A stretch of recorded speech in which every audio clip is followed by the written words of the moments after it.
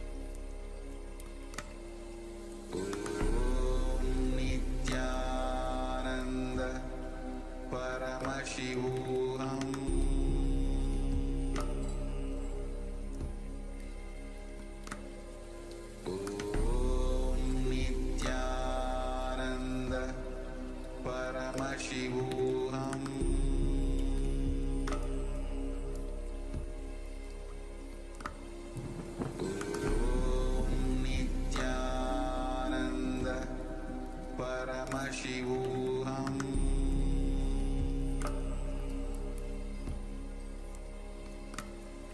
Om Nithyananda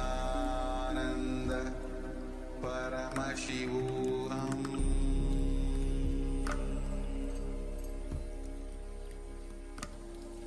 Om Nithyananda Paramashivoham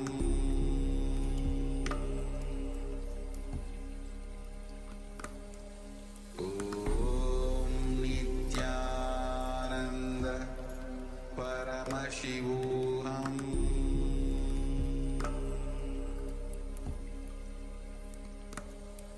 Om Nithyananda Paramashivoham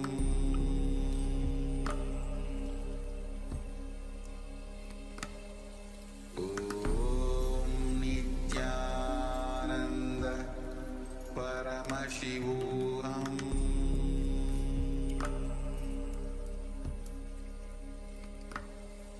Om Nithyananda Paramashivoham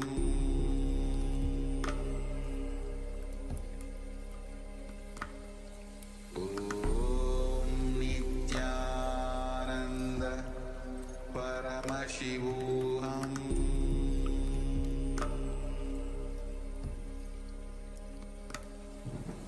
Om Nithyananda Paramashivoham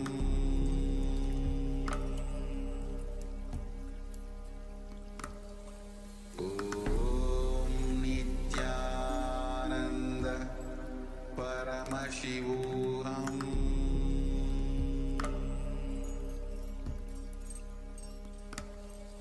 Om Nithyananda Paramashivoham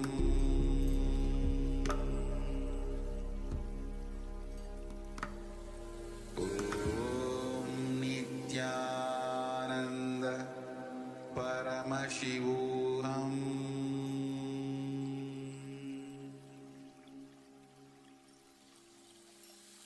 I bless you all. Let you all open all your three eyes.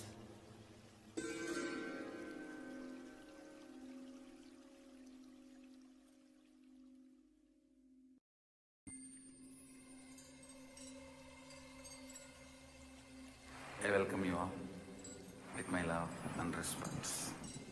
Let you all open all your three eyes. Om Nithyananda Paramashivoham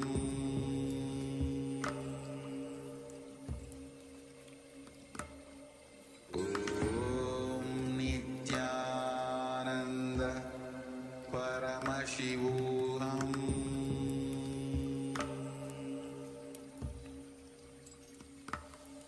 Om Nithyananda Paramashivoham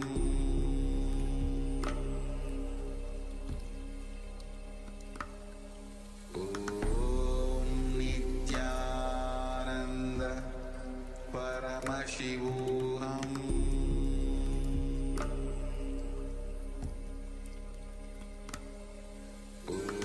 Om Nithyananda Paramashivoham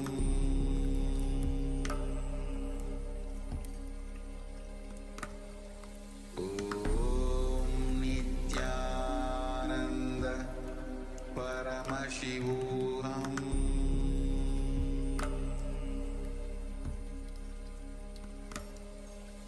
Om Nithyananda Paramashivoham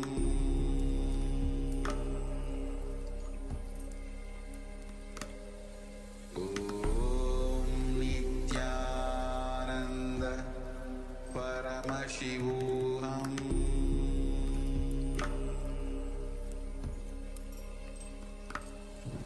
Om Nithyananda Paramashivoham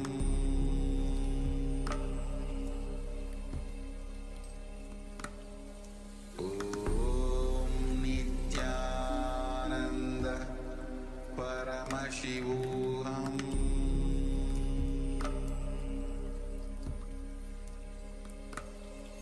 Om Nithyananda Paramashivoham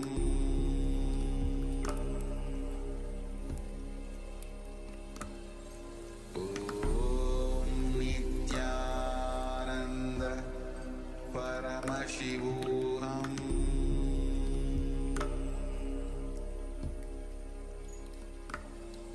Om Nithyananda Paramashivoham Om Nithyananda Paramashivoham.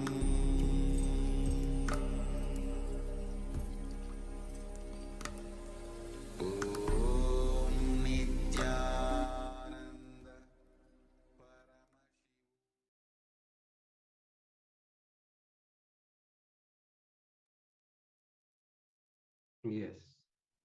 Now,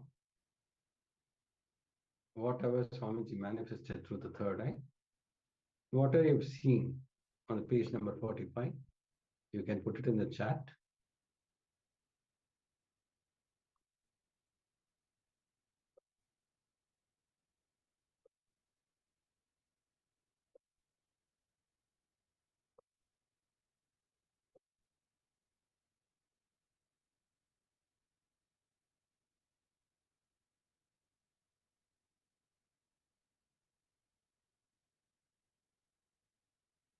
Yes, let's take a few moments to share.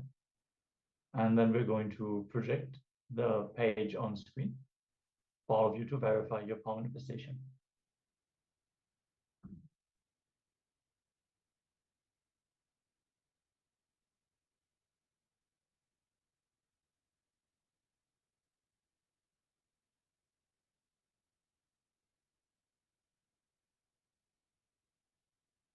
Yes, we're now going to project the page and read it out for you so you can verify whether this aligns with what was revealed to you.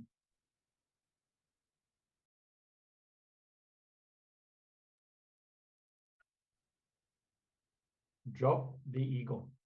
A master is the one who makes you understand the purposelessness of life. When you search with a purpose, you miss reality. Because when you run behind the purpose, you miss the present. You simply miss existence. When you realize the purposelessness of life, a new consciousness starts blossoming in you. You will then understand that the diamonds that you were protecting all along are mere stones. You will understand that the things that you thought were great are mere toys. You will understand that money is not the real bliss that you are seeking. You are seeking beyond it.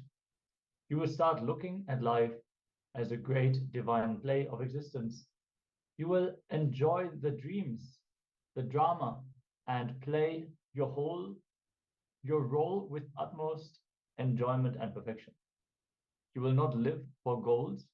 You will live for the sake of living and enjoying life. Understand that I'm not saying that you should stop earning money. Without money, there's nothing you can do in life.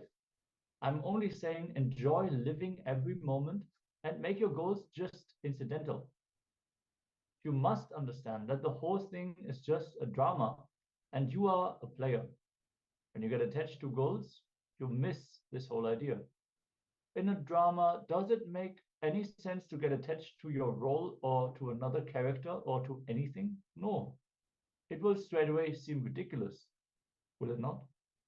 In the same way, life is also a great drama, so don't get attached to it in any fashion. Just play your role and enjoy the whole show.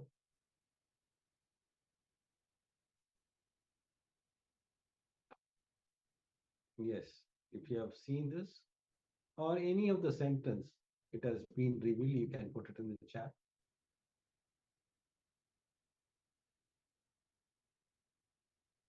So that we can enter into the next powerful session from Swamiji. On Shivoham, you are not you. It's a powerful revelation from Swamiji. Have a book and pen along with you so that we can enter into the powerful session where Swamiji is revealing all the powerful cognition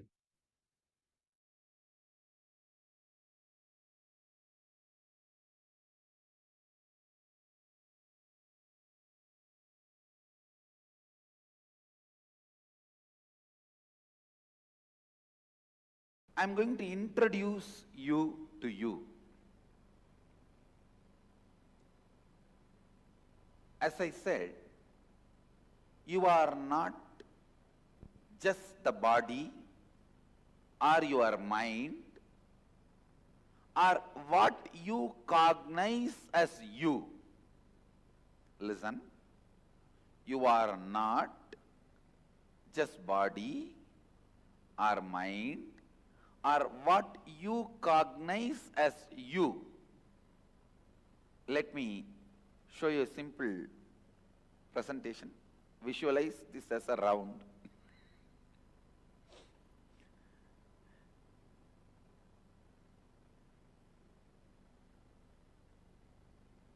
I am trying to redraw whatever is projected.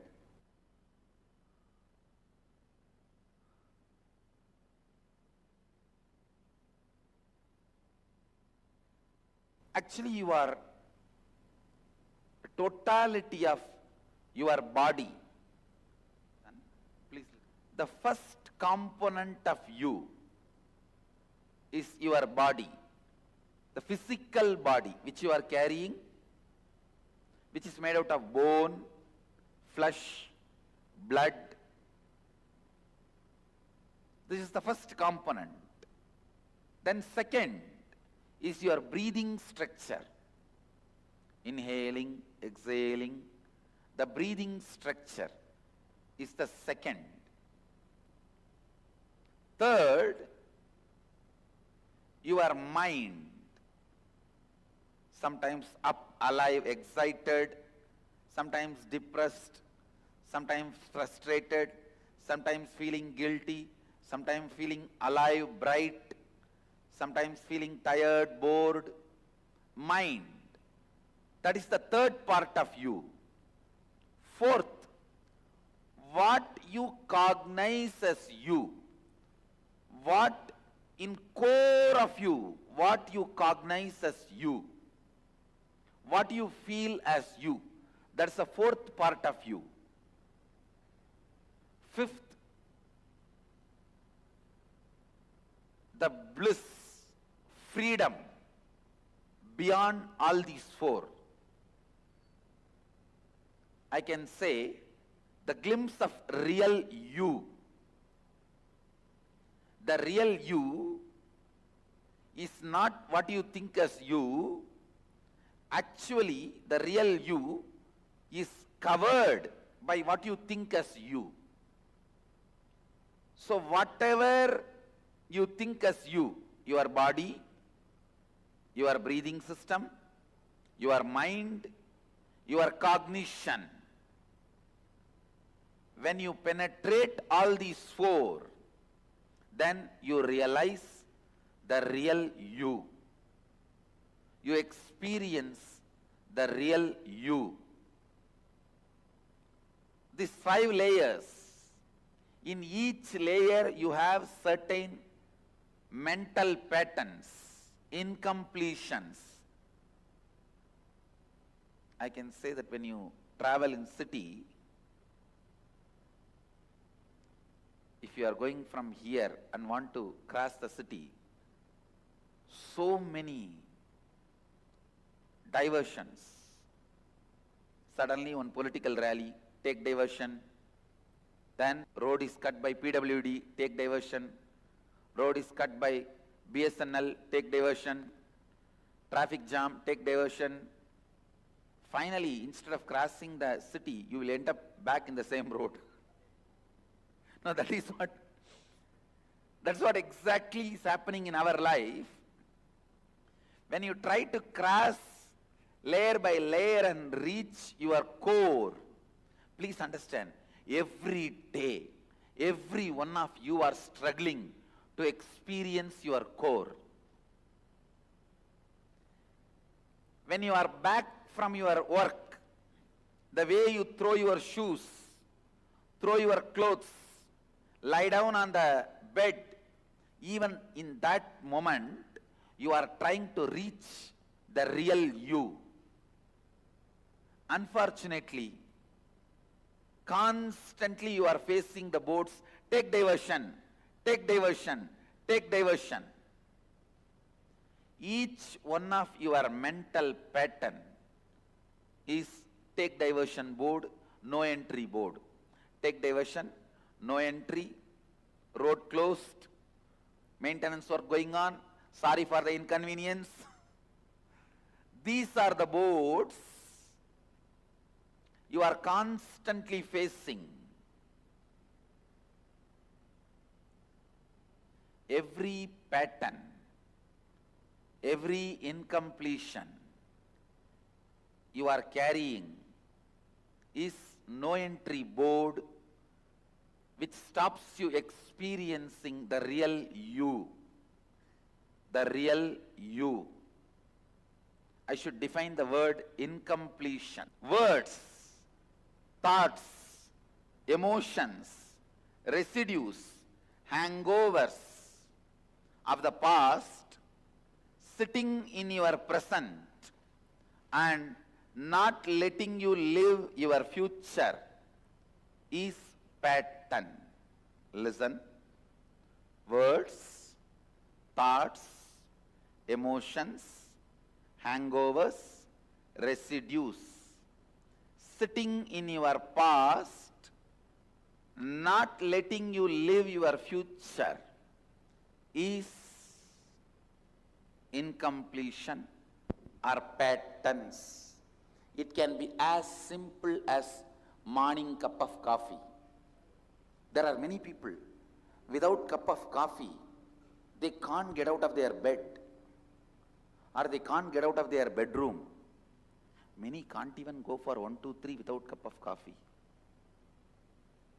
No, it's a physical level pattern. It can be as simple as cup of coffee and as complicated as always attracting abusive relationships.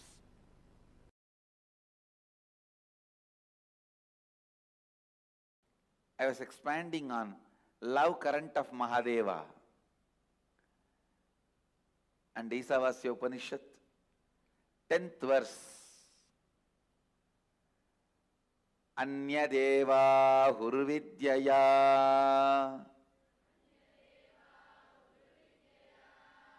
Anyata huravidyaya Idi shushruma dhiranam Enastat vichachakshire. Please recite along with me. Anyadeva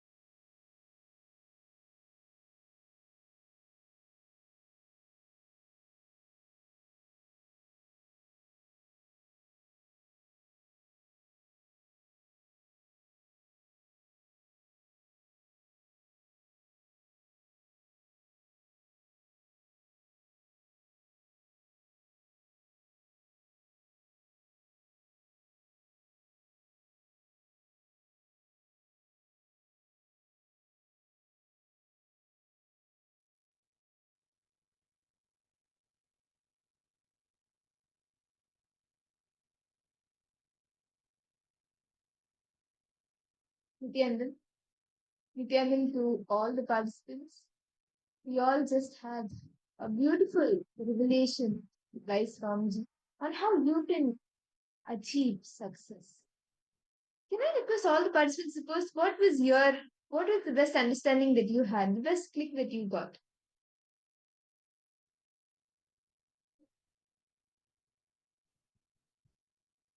I request all participants to post. It was actually a very powerful revelation all of us just now listened to.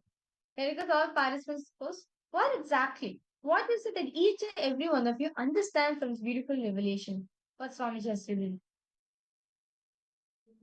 Yvonne, okay, I see many of the participants logged in. Wang Hanyu, Nithyananda, Judy Sula, facilitators. Yvonne, Kaili Wong. Yes, Nithyananda to all the participants. Yes. Can I request all of you to post what exactly did all of you understand from the session? It was a very powerful revelation Swamiji spoke, right? The key, how to be successful in your life. How you can manifest anything you want in your day with health, wealth, relationship in your job. How you can manifest success, in that key. Swamiji very beautifully gave a key for us to manifest.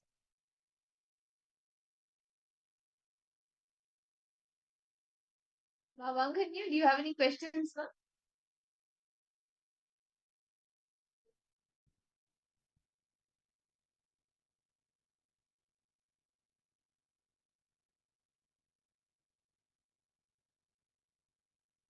Swamiji very beautifully revealed in this video, in this session. Swamiji very beautifully revealed how most in life we keep Guru as a negotiating table. Meaning, like, okay, let me be saying Swamiji, I want to manifest all this, but at the same time, I want to be devoted to you. Please manifest my reality. I should like Kailasa. I should get Kailasa for me. Like, I should attain Kailasa once I leave my body. You want to manifest all the blessings of your life, right? But instead, you do not want to compromise all the desires you have in the outside world. Right? Yes? Like how to say, you want to earn money, you want to become a billionaire, but at the same time, you want to be a devotee of Swamiji. So instead of negotiating with the world outside, we negotiate with life. We negotiate with Guru saying, Swamiji, please, can you please do this for me? I want to manifest that. Or can you please make the rule like he asks different ways, right? But understand Swamiji says. Very beautifully, Swamiji made a very clear straight point that see, the key to success. If you want to manifest success in your life, you want to be successful in your life, you have to, first and foremost thing is, negotiate with the whole world. Don't negotiate with the people. What it is, whatever it is, never negotiate with me. Never negotiate with Paramashivoham. Very beautifully, Swami also revealed that never questioning Patini what. I'm not going to negotiate with my Guru. No matter what happens, I am not going to negotiate with him. I will negotiate the whole world for him, but I will not negotiate. How many of you are catching this? I request all the participants to post how many of you are catching this? And how many of you have seen that sometimes in our life, when something happens, do you see yourself negotiating with life for the Guru? Or do you see yourself negotiating with the Guru, with Swamiji? Give me this, give me that, then I'll do this. What is it that you experience and what is it that you do?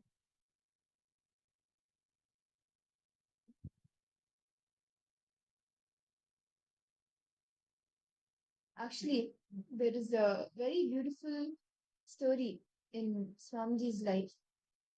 You can say this story contains actually so many powerful combinations.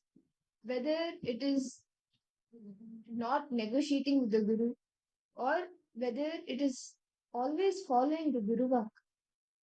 So many powerful combinations you can actually get from this one story, where once one day, like it's a daily routine for Swamiji to go to the Arunachaleshwara temple, and every time when and like the entire area, it's also can hear the temple bells all the time. Like when the temple bell rings, okay, Naivedyam is done, this Abhishekam is done, this Kala, this time is done. When the temple bell rings or when a certain event happens, the entire city, like the town gets to know, okay, now it is time for this. So one day the like Swamiji was with his gurus, Isaki Swamigal and Mataji Kutumal. That time the temple bell rang. So actually Swamiji was sitting with Ragupati Yogi and Kutumal. So the temple bell rang, and the Naivedyam was ready. It was time for the Naivedyam, the prasadam. Like the Naivedyam, the offering was done. So the prasadam, it was being distributed. So Kupamal told Swamiji, why don't you get it and come? So Swamiji said, okay. And Swamiji went to the temple, to the Arunachaleshwara temple. It was just nearby. So he went. It was right there, like actually right around the corner. And from the place where the Naivedyam was being distributed, the person distributing the Naivedyam also could see them. So Swamiji went to the corner where the Naivedyam was being served, and in the line he went. When he went, the person of giving the serving the Naivedyam, he gave like a lot, quite a bit. It was for one person only, but he gave more for Swamiji, and then he asked Swamiji, like, you're sitting with both of them. He knows that okay, they both are his gurus, and they're there. He just came from there. So he asked Swamiji, do you want to take some Naivedyam for them also? Like, take some Naivedyam for them also.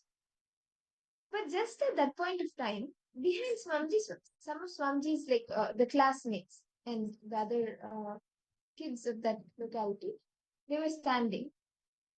And suddenly Swamiji felt like, oh God, they will think that I'm taking so much Naivedyam, so much food. So they will make fun of me.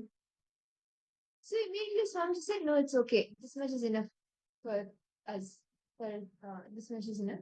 So he takes just the share of one person, and he comes back to his gurus, to Mataji Kupamal, to Mataji Vidananda Kupamal, and to Raghupati. Immediately seeing like only that much. So they asked, like, you got only this much? Swamiji said, yes, anyway, like both of you don't have much anything.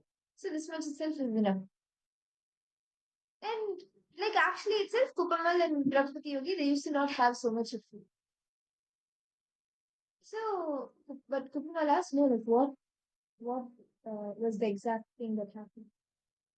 Then Swamiji told that these kids were standing behind.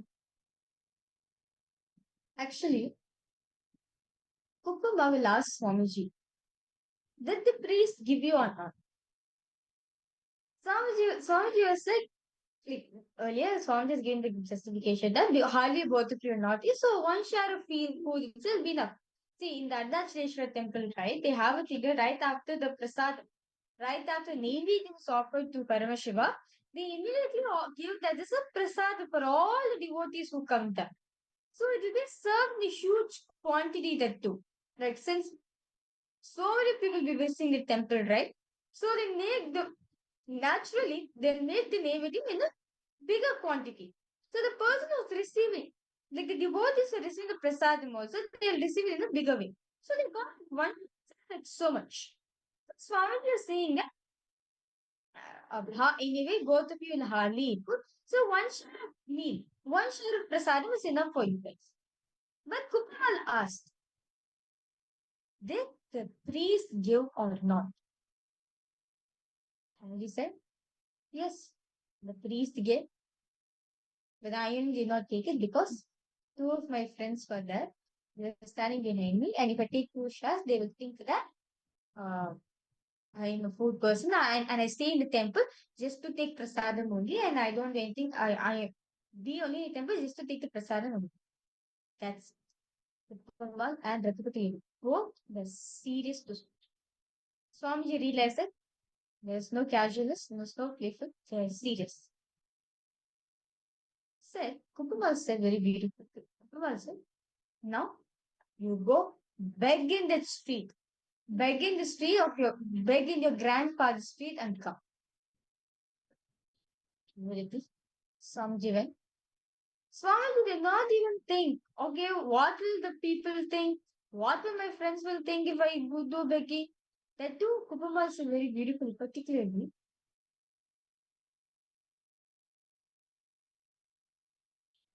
Kuppammal is a very particular area. Go and beg in your grandfather's street. Where your grandfather is selling the shop, right? Exactly where the grandfather's shop is. Go in that street and beg. And actually, this was the same street where even those two friends that were standing in Swamiji, their fathers also run a shop. Swamiji's grandfather also runs a shop, and like Swamiji's father and grandfather, all of them are there. And actually, Swamiji's grandfather, he literally owns that entire street. Like everyone respects him, he holds a high respect there, and he literally owns that entire street. And Swamiji's father has a shop there, and those two kids' father also has a shop there. So Kuppammal asks Swamiji to go and beg in that very same street. So Swamiji goes, then he starts begging in that street.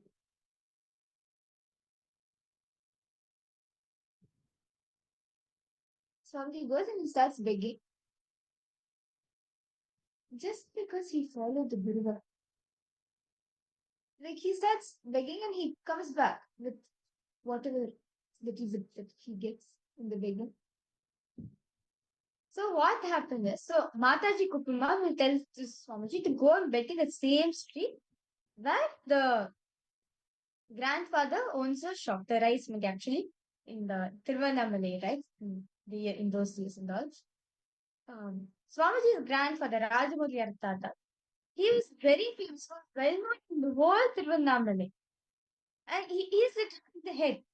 So, and of course, since he's well known in Tiruvannamalai, also they know this grandson also, they know Swamiji also. So naturally, Swamiji has the pride in him, no, I am the grandson of the winner. So Mataji Kuppammal told Swamiji to go back in the same street. So Swamiji goes without any thought current, without having anything in the mind. Oh, what will the friends think me? What will people will say in the street? Will tell me nothing. Swamiji did not think about anything because Mataji Kuppammal says, because Guru Mata says, because my gurus have said, let me go and do. So first Swamiji starts. So he goes starts begging. And soon what Swamiji had was Swamiji's hands was not enough. Swamiji literally say that Swamiji had he hired in one cart itself. Swamiji hired in cart and literally like so much people were giving. When Swamiji went for Bhiksha, right? So much people were giving to Swamiji. Literally at the end when Swamiji came back from the Bhiksha, one cart full of Bhiksha items, Swamiji got it and he offered that at Swamiji's offered that as Mataji Kuppammal and Vivekanand Mataji Kuppammal and Raghupati Yogis offered that picture also there. Next morning, both the friends know who was there behind Swamiji, who was also collecting, who was also getting the prasadam. Both of them asked, "Hey, what were you doing yesterday? Did something special happen? Did some Venkateshwara Vratam? So what were you doing yesterday? That you're doing the still as also." And inside Swamiji's inner space, Swamiji was thinking that for both of you only, I went for begging yesterday.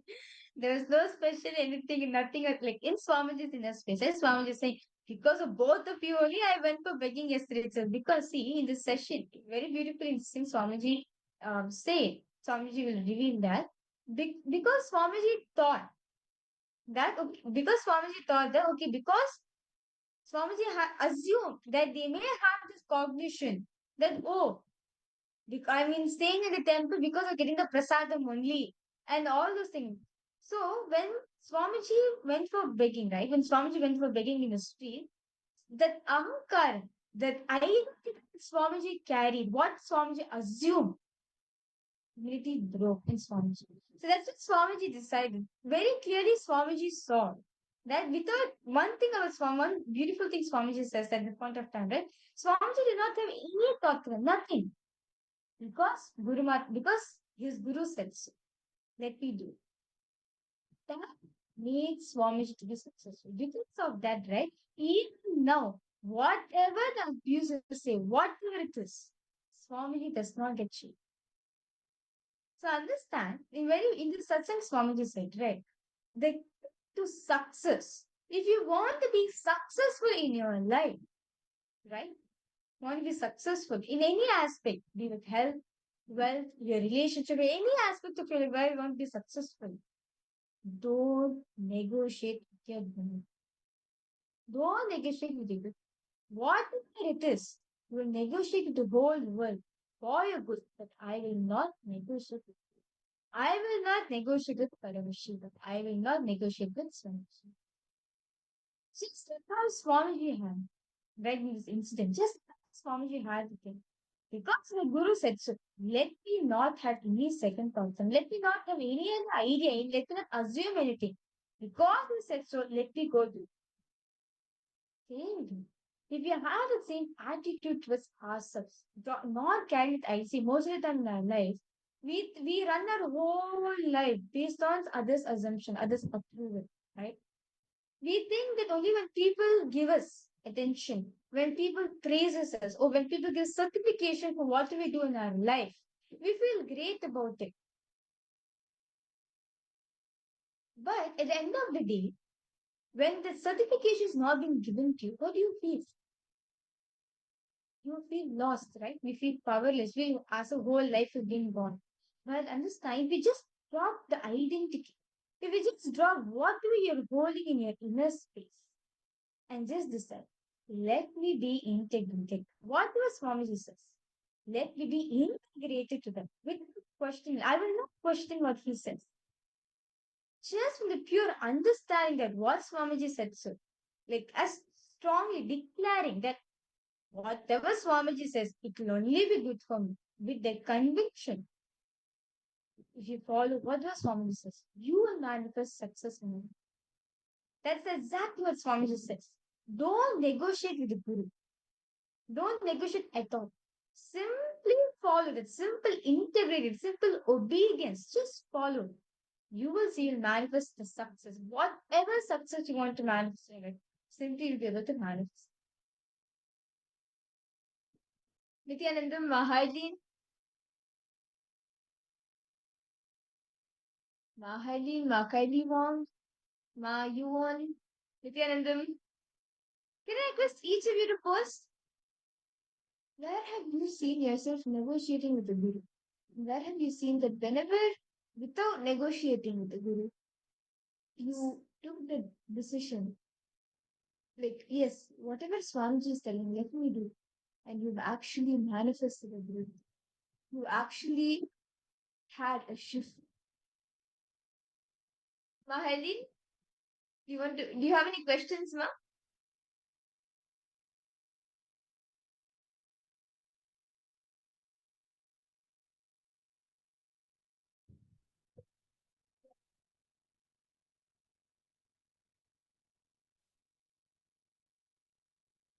Can I request all participants to post? What is it that clicked with each and every one of you? Because it's actually a very powerful message Swamiji gave in this satsang, in this revelation, that never negotiate with the Guru. Instead, negotiate the whole world, but don't negotiate. Instead, in life, we do the opposite. Can I request all participants now what to write down? Clearly, if you can write in piece of paper. Where in your life, what are all the situations in your life where you negotiated with Swamiji, where you negotiated good, write it down, details. Where you negotiated with Swamiji, but not the whole. Please write them detailedly as possible. What are the areas in your life? What are all the fields in your wherever, anything whether personal or whatever, in any aspect of your life. Where are the areas? What are the areas in your life where you have negotiated with people? Please send it on detail as possible.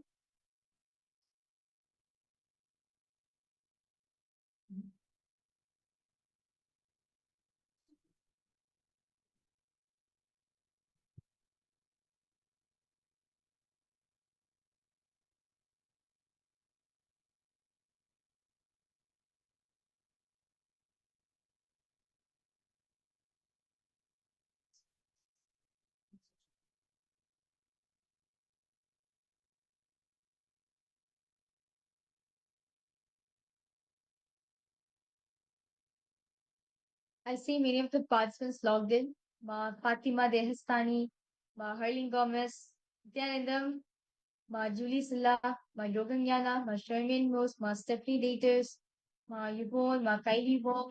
I request all of you to please write down clearly where are the areas in your life where you negotiated with people, where you negotiated with friends.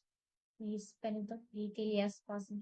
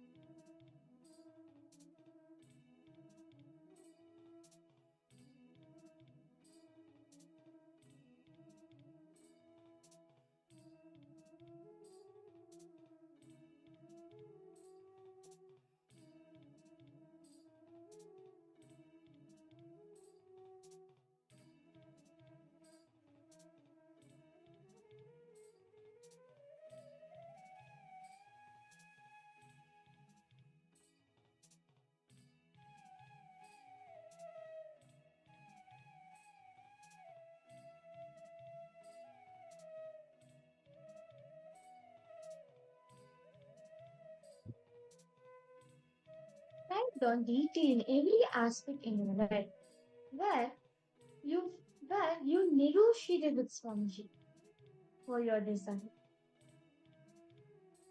Instead of negotiating the whole world for it, you negotiated with Swamiji for you. Detail pinned. It can be whether good, bad, anything. In any aspect of your life. Be dependent.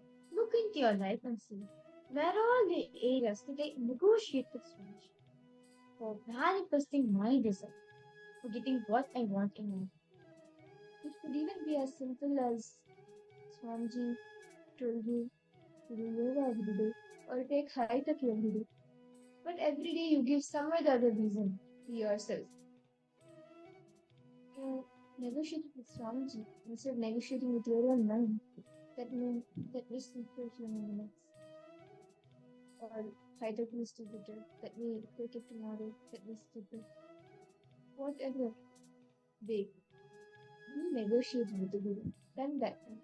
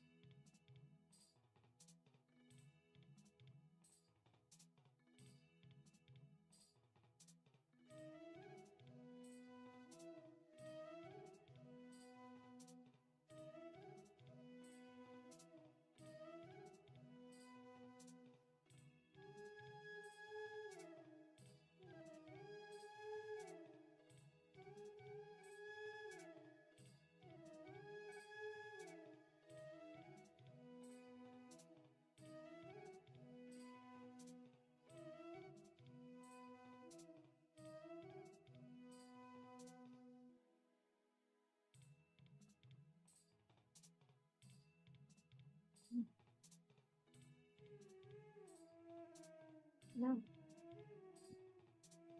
I hope all the participants and listeners have been able to see where exactly you have negotiated with the guru.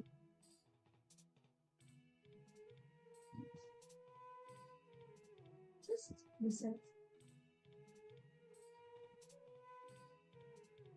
Decide to not negotiate with the guru anymore.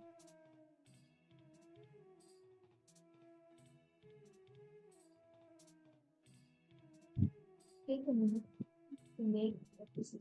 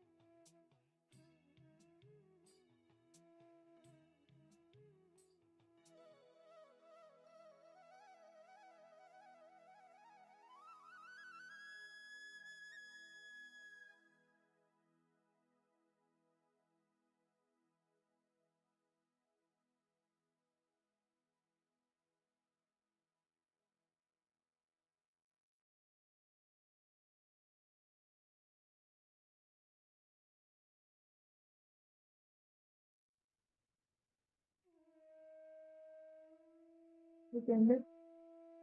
I hope all the participants, all of you, have been able to complete writing down all the times you negotiated with Swamiji, and you have been able to take a decision to not negotiate anymore. When Swamiji says something, understand it is the best for you. Never negotiate with you. And if you just see, whenever you don't negotiate with the Guru, you manifest much more than what you lost. You may have lost something, or you may be scared of losing something.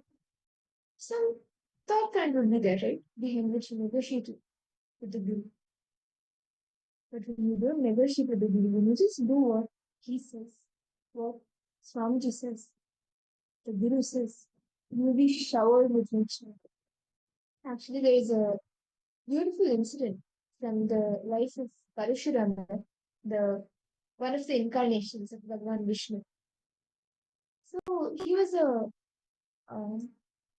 Brahmana, but he was a warrior, and he's actually known for taking the vow to destroy the Kshatriya clan, but that's for different reasons. But one thing, like one incident in his life, this happened between his parents, Rishi Jamadagni, and his wife. So what happens is, one day his wife, Jamadagni's wife, she goes to like a forest and a pond area, and there she sees like a couple, like they're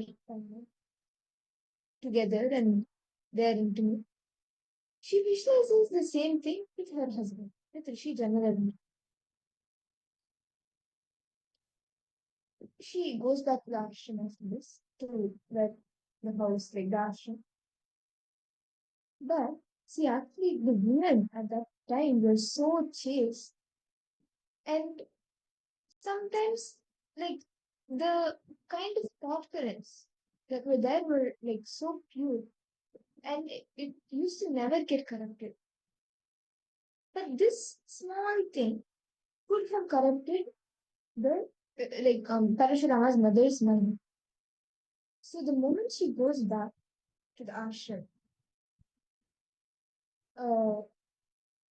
Rishi Jamadagni, he like before the thought current could even enter the being of his wife, he orders his sons.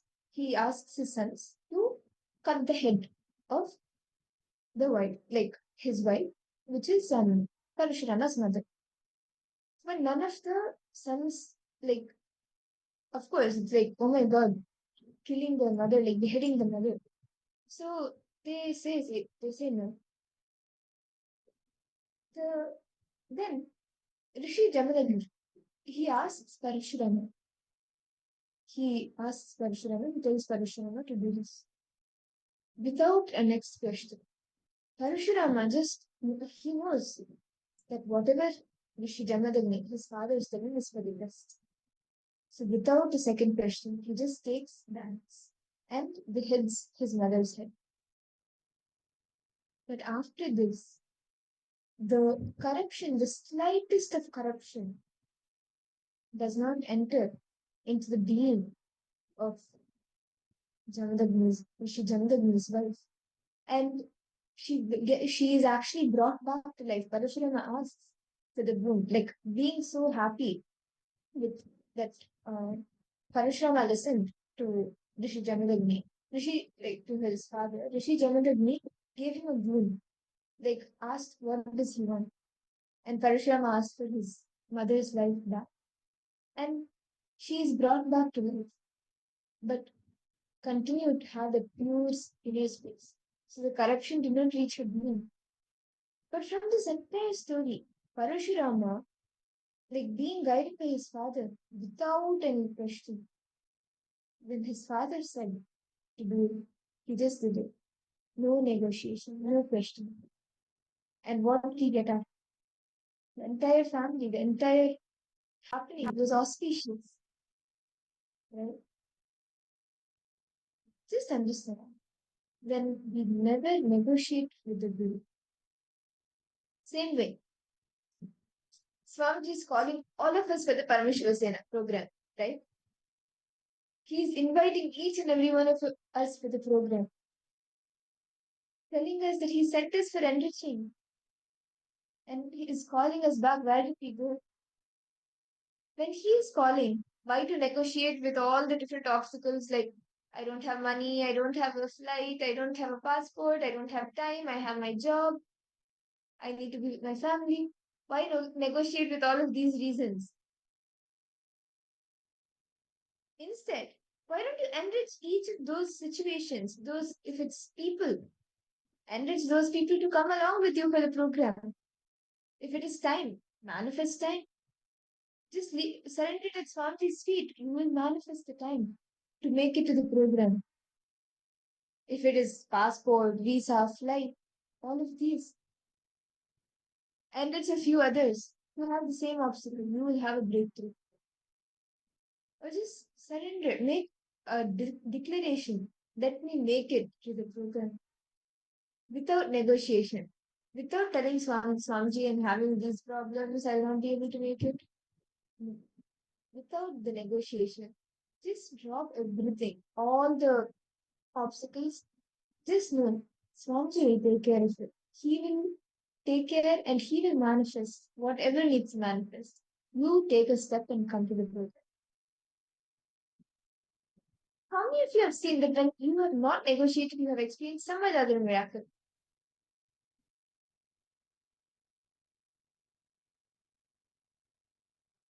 Maharid, Ma Kailibong. Come on, each of you can post.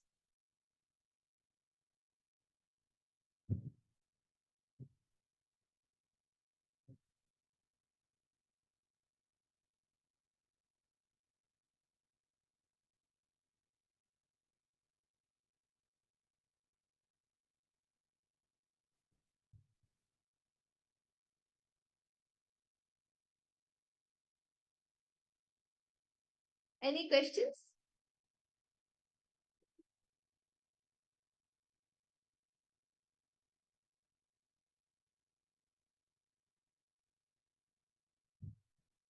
How many of you have signed up for the program, for the Paramashivoham program? Ma Harleen, are you making it to LA ma, for the program?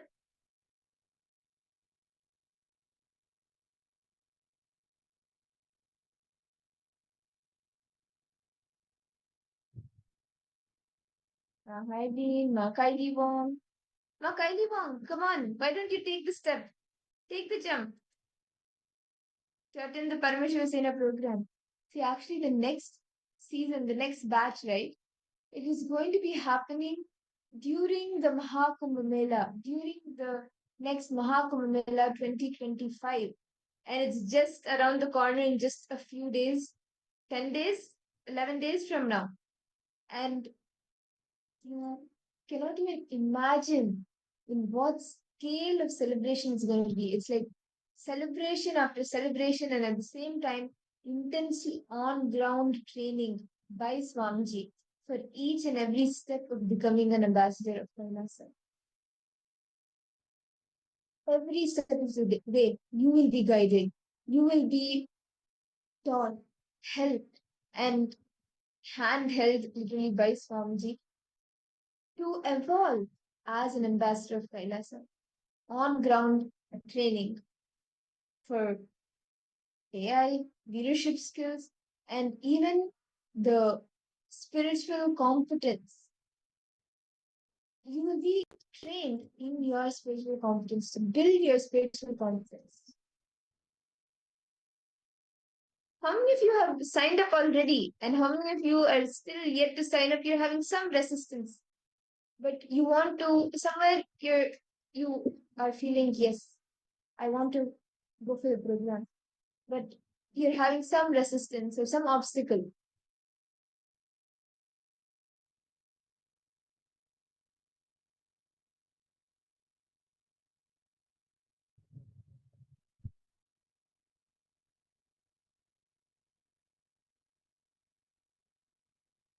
Yeah, actually, like I just remembered one beautiful incident, um, which I wanted to share with all of you. There's, you can actually say this is also not negotiating with the guru, and also you can understand very beautifully how when you leave everything and choose the guru over everything, the guru, Swamiji will manifest everything for you. Actually, there's this one of the Balasans. Before joining Gurukul, he was very like attached, or he like loved animals a lot. He had dogs, birds, everything in the house. And when this was not even for Gurukul, but for the NGS program, the 21-day program for kids, when his parents had asked him, like, this is the program, and for 21 days, let's go to the ashram for the program. He was like, how the animals are there, and I need to be with the animals. I can't leave them and come there. No animals will be there. So there was initially some resistance. And the parents were trying to convince him with some reason or other, no, why don't you come? You will have more friends, you will learn this, you will learn that, you will learn yoga, you will learn pool, everything. Different things, like how it was a young boy, right? So the parents were trying so many different reasons, like, why don't you come for the program? It's okay, just 21 days, the animals will be here, only we can, or 1 or 2 we can get there and come. And there also animals will be there, it's okay. But still there was some resistance. Then one day, he heard one satsang of Swamiji's, and he got a click. Something clicked with him. Very it shifted something in him that he decided, okay, let me go for the program. Let me go for the program. It's just 21 days. So he told his parents. And within the next few weeks was the program. So they went to the Adinam for the program. And after this, what happens? After the program, they joined Gurukul. And in Adinam, Swamiji literally brought so many animals.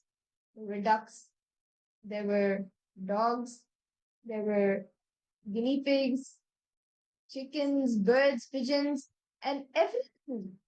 All animals, monkeys, everything was there. And Swamiji just showered everything. When you choose the guru over anything, Swamiji will just remove all the obstacles, and whatever you desired for, Swamiji will make it happen. Swamiji like literally showered that on you. So Ma Harleen, what is your decision? Ma Harleen, Ma Kylie Wong, Ma Yuan. Yes. Canada Ma Stephanie Datus. Hi Ma.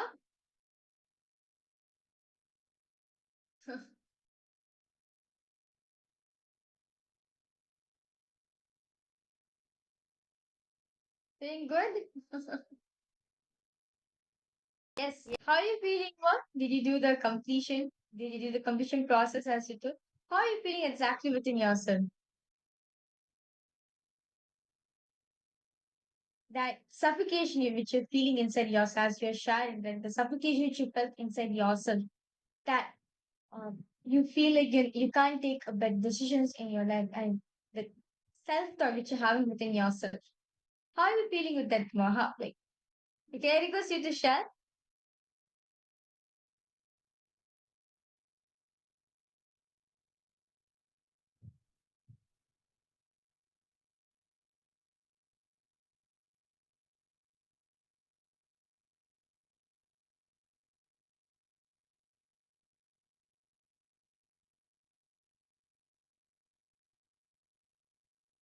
Was Stephanie, are you coming to the program on January 13th?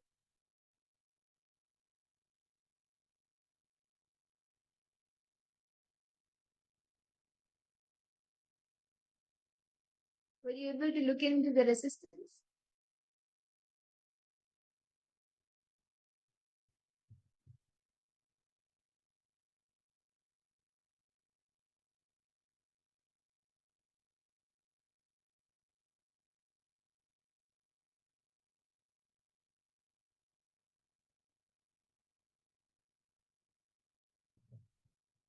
Understand? When you choose Guru, meaning when you don't negotiate the Guru, just do as it is what Swamiji says. Certainly you'll be successful in your life. In the Paramashiva Sena program, right, which is going to be happening, in the Paramashiva Sena program, literally Swamiji is going to be manifesting all the realities actually, like I say remember one of I say remember one of the person, okay? Like one of Swamiji's devotees. Whenever he loses his job, right? Whenever he loses his job, the only thing he does is surrender to Swamiji. Let me be a pure space of gratitude. Because Swamiji, let me not question Swamiji. Let me not negotiate with him. Because Swamiji knows the best. So each time, whenever anything happens to him, right? Whenever anything happens to a devotee, he only comes in a space of gratitude because he knows for a fact Swamiji will manifest the best for him. So actually, he lost his job and lost every single thing, and he came back to India. And at that time, let me be in pure gratitude for Swamiji for whatever Swamiji has done in my life. All auspicious thing. Anything which is auspicious because of Swamiji, only let me not question him. Let me be in pure space of gratitude to himself. And guess what happened? Because of the strong cognition he had, right? Because of that, he never negotiated with Swami. He never questioned the Guru. Because of that, now he's successful. He got a job. He got a job where he uh, gets the highest salary, and he gets promotion. He just got promoted. And understand, literally within a month, he manifested whatever he wanted in his life. Oh, because this one thing, let me not negotiate with someone. Let me not negotiate with people. I understand you must definitely this. The resistance you have it within you, right? What you feel it's not possible. But let me tell you something, it's for you. Understand? If Swamiji can move from continent to continent, move things and make Kumbh Mela happen in a global scale, understand, he too can manifest your reality. Swamiji says very beautifully, I'm asking you to take only one step, just one step to you. But I've already taken millions of steps, only to request you to take one step itself. Understand? If one step towards Guru, the Guru takes thousands of steps, 10 steps for you to be, for you to manifest whatever you want in your life. But unfortunately, we are not ready to take that step. We are ready to negotiate. We're ready to go to the extent and negotiate with him. But not actually understand why he's saying so. Because see, Guru knows everything in life. Just by listening to him, right? Just by listening to Guru, whatever Guru says, simply you'll be able to manifest anything on your life. Must definitely the see the resistance which you carry within you. What are you resisting? It is actually nothing. It's just deep self hatred, self doubt which you carry within yourself, which is why you think anything in my life is impossible. Because actually, I'm able to say very clearly, Swamiji just revealed for me. So you must definitely this. There's someone in your life when you were small, right? When you were really young, and you wanted something like something which is really dear to you, really wanted some objects. Swamiji showed me very clearly, and because of that, Like you went all out to your parents, to your siblings, your cousins, and everything, just for you to get this one option. But unfortunately, you are not able. Even if you felt this object was so dear to me in my life, I really need that object. But still, whatever it is, because of the what the issues, because of the money issues, I think you're not able to manifest a certain thing in you. Must definitely request you to post my there is as I'm doing a scanning, if you can just review in the, if you can just post in the chat section that you're able to relate with it. Great. So because of that, because of this, as you grew up in your life, be it when you went to college, be it when you started working or anything, you feel like I'm bound by society, I'm bound by people. I can't manifest anything I want in my life. If manifest anything in my life, I need to do hard work for it. It's hard for me to manifest what I want.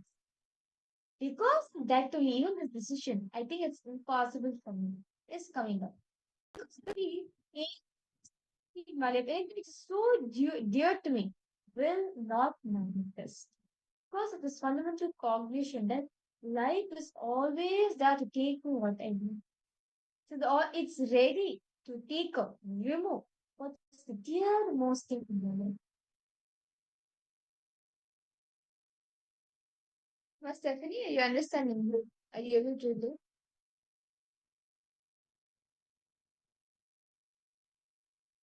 But Stephanie, see, one thing I would say to you, it's not out of force, not out of anything. Just have a mature conversation within yourself. There's an opportunity door Swamiji is giving to you that you can become an ambassador of Kailasa, you become a Rajya Sabha member of Kailasa. No, above all, Swamiji knowing it personally.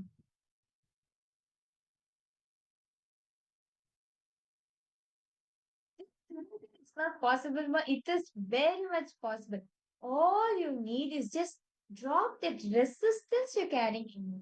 You drop the resistance to you, see simply you'll manifest whatever.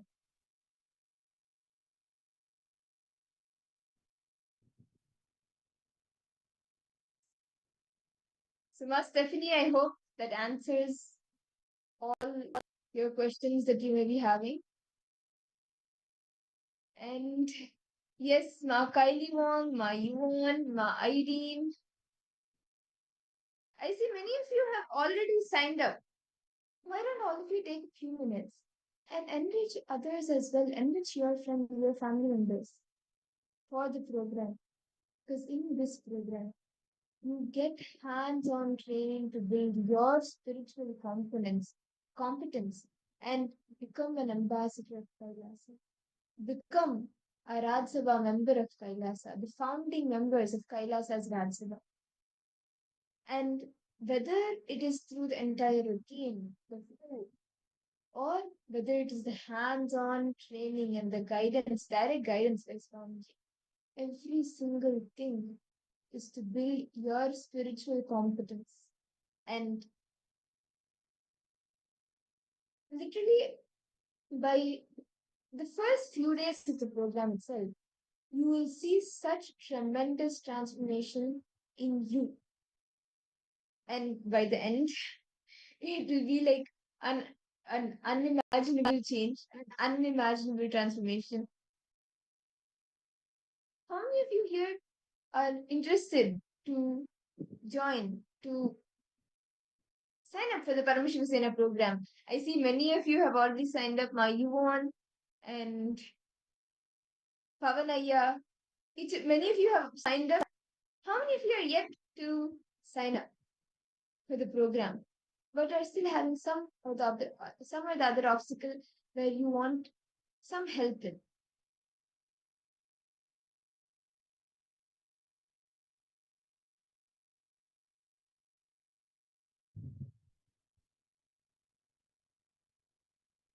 Nithyanandam, Pavanaya.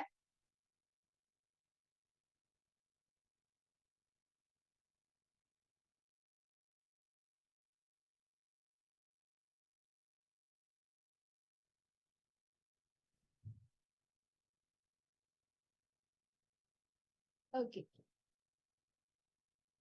See, understand. Yes. Nithyananda Pavanaya. Are you joining for the January 13th Paramashiva Sena program, Aya? Have you uh, already finished all the setup and all the arrangements needed?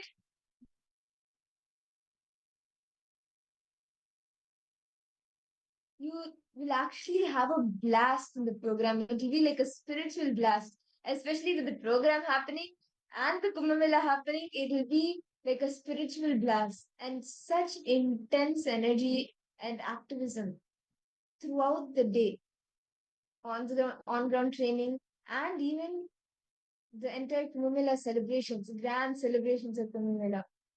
And ultimately, you will get to experience the Paramashiva Vijnana, the space where Swamiji himself will be. Swamiji will know you one on one. He will know your name, your background, your profession, everything. And apart from that, even internally, whatever you are experiencing.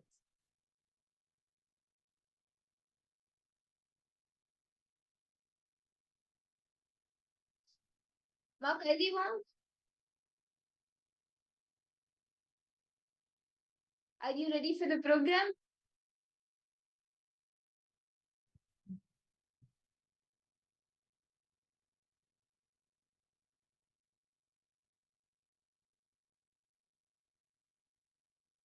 See, when you just decide, okay, let me not give reasons. Let me not negotiate with the Guru. Let me just make it happen. Let me manifest that reality. Swamiji will come rushing to you to make it happen. Yes, Kavanaya, you have posted a message.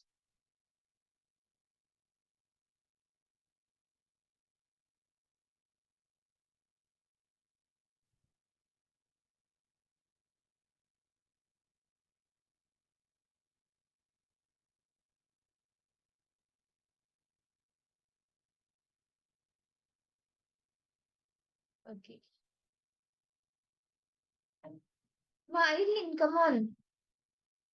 What's the obstacle you're facing, ma? Ma Irene Namos.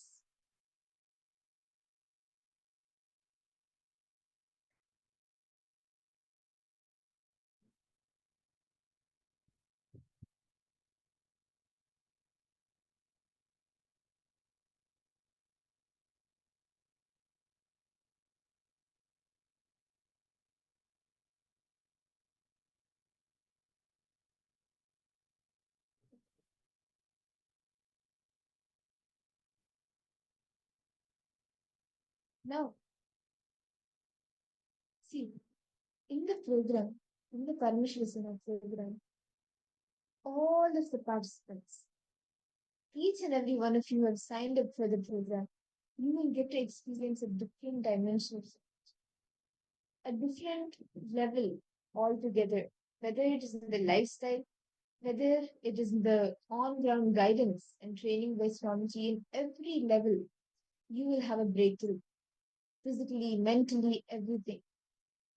So if you have not signed up yet, take a moment and you can head to ecitizen.info/PSS and sign up, as this is going to be a tremendous breakthrough for you to have and build the spiritual competence. It will be literally the place where you can decide, let me break all my fakeness and just surrender to Swamiji, manifest Swamiji through me. And with that, now let us all take a few minutes and actually immerse ourselves in the devotion for whatever Swamiji has blessed us with today. Let us take a few minutes and immerse ourselves in that gratitude and devotion to Swamiji for showering us with everything through the Sankirtana, singing the praise, the song, the name of Swamiji, the glory of Swamiji.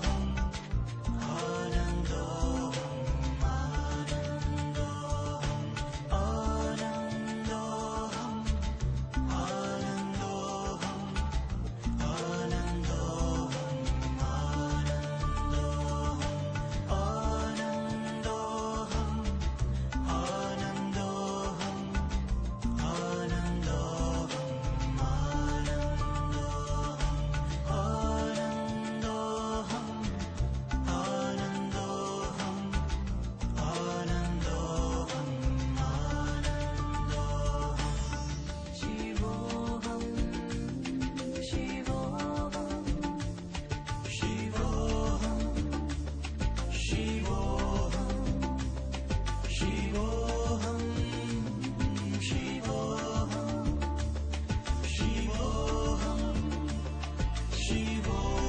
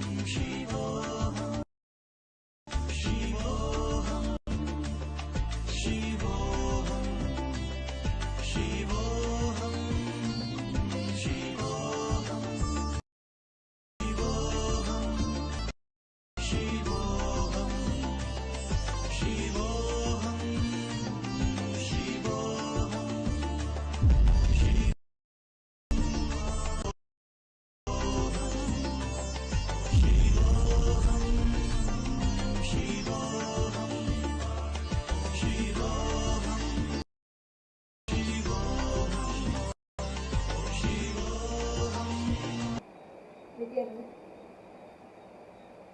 Now, let us all take a few minutes and immerse ourselves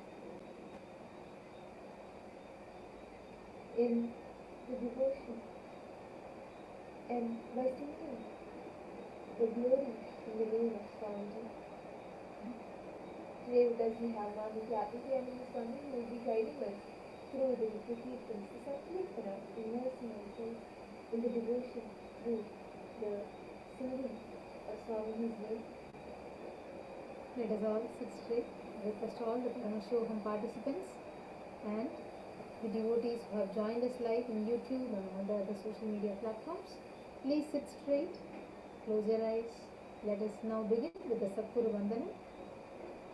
Nithyanandam Paramasukadam Kevalam Jnanamurtin Dvandvatitam Gaganashadrisham Tattvamasyadilaksham Ekam Nityam Vimalachalam Sarvadi Sakshibhutam Bhavatitam Trigunarahitam Sadgurum Tam Namami.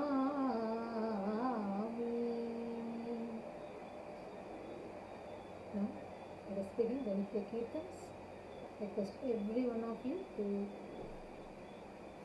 have a deep feeling connection with Swamiji and sing along with us. We will be projecting the lyrics on the screen for you, so you can read the lyric and sing along with us. Let us begin.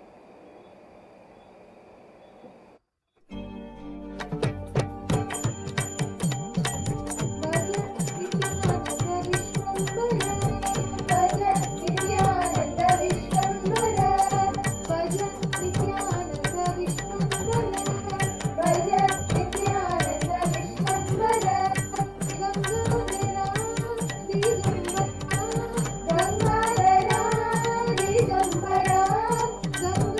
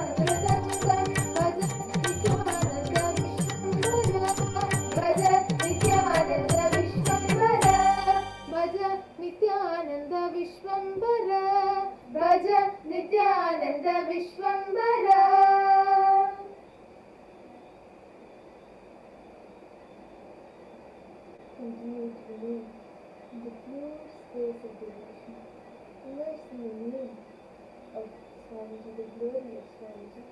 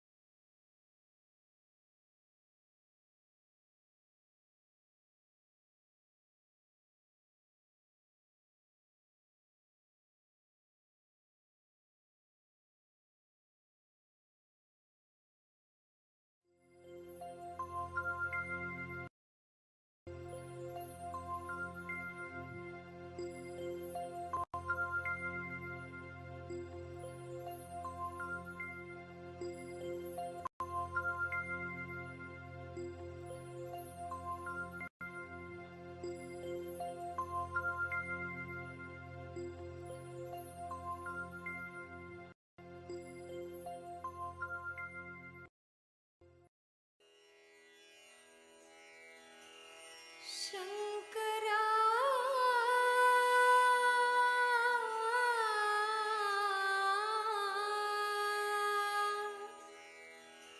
Shankara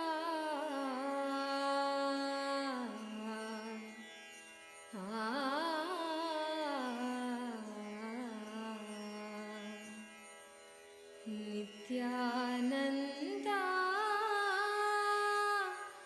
Shankara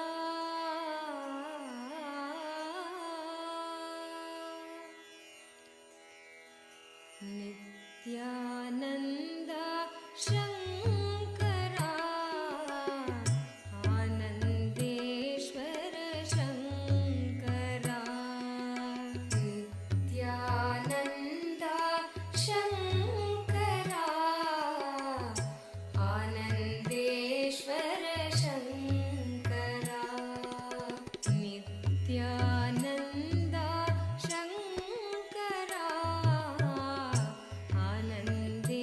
Shankara Nityananda Shankara Anandeshwar Shankara Shankara भयङ्करा Shankara भयङ्करा भवभयहा Shankara भवभयहारी Shankara Shankara भयङ्करा Shankara भयङ्करा भवभयहारी Shankara भवभयहारी Shankara Nityananda Shankara Anandeshwar Shankara Nityananda Shankara Anandeshwar Shankara Nityananda Shankara देश्वर Shankara Nityananda Shankara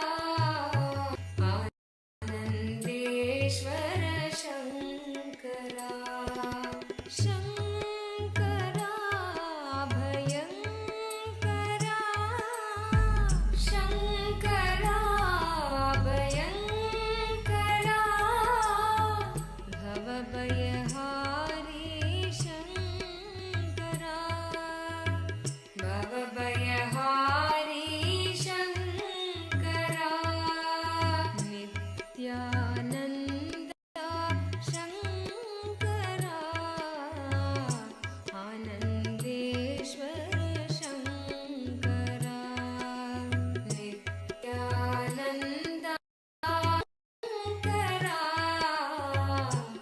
Anandeshwar Shankara परमात्मा शिव शङ्करा पावन पुरुषा शङ्करा परमात्मा शिव शङ्करा पावन पुरुषा शङ्करा परमात्मा शिव शङ्करा पावन पुरुषा शङ्करा परमात्मा शिव शङ्करा पावन पुरुषा Shankara नित्यस्वरूपा Shankara Nityananda Shankara नित्यस्वरूपा Shankara Nityananda Shankara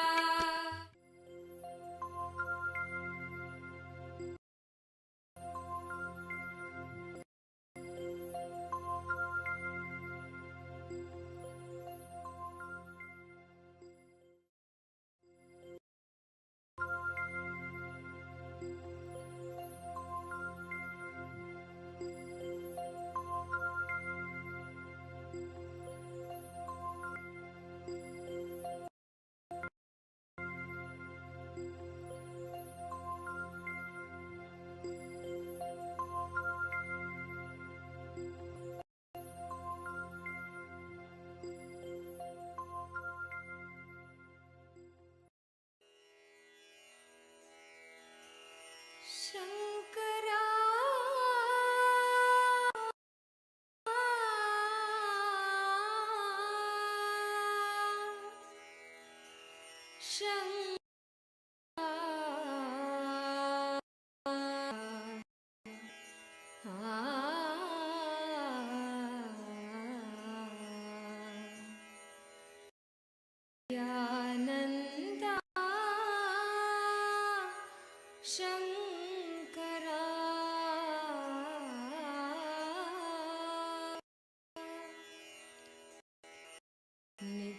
Nithyananda Shankara Anandeshwara Shankara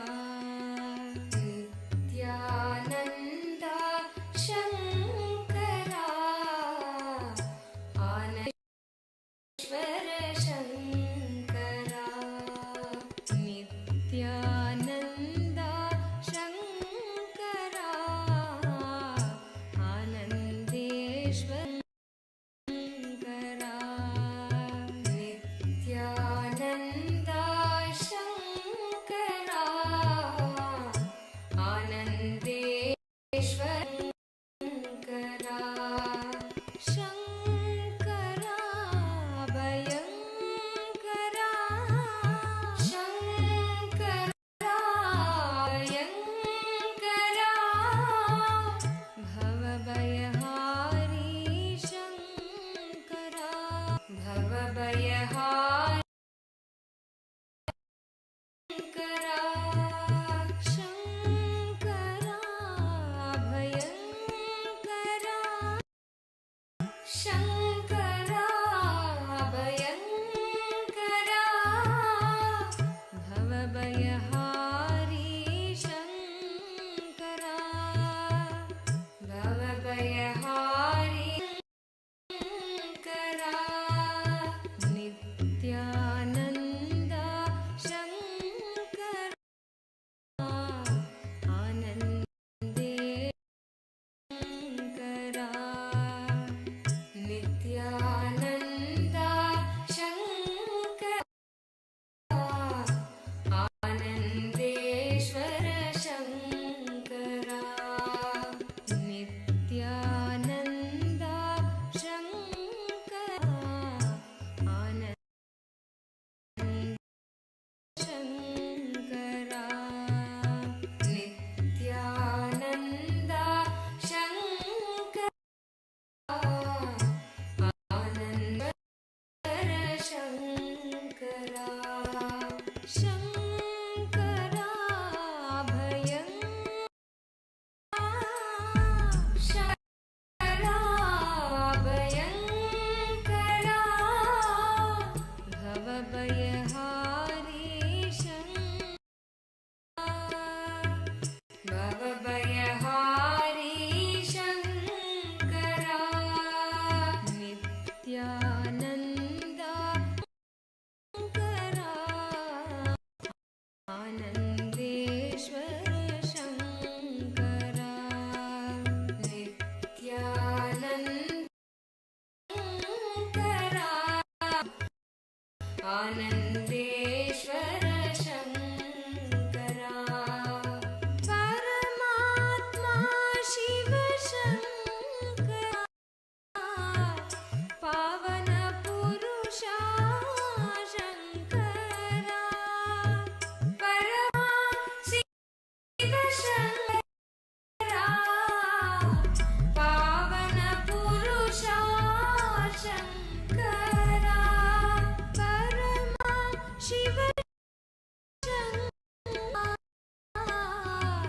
Pavana Purusha Shankara Paramatma Shiva Shankara Pavana Purusha Shankara Nitya Swarupa Shankara Nithyananda Shankara Nitya Swarupa Shankara Nithyananda Shankara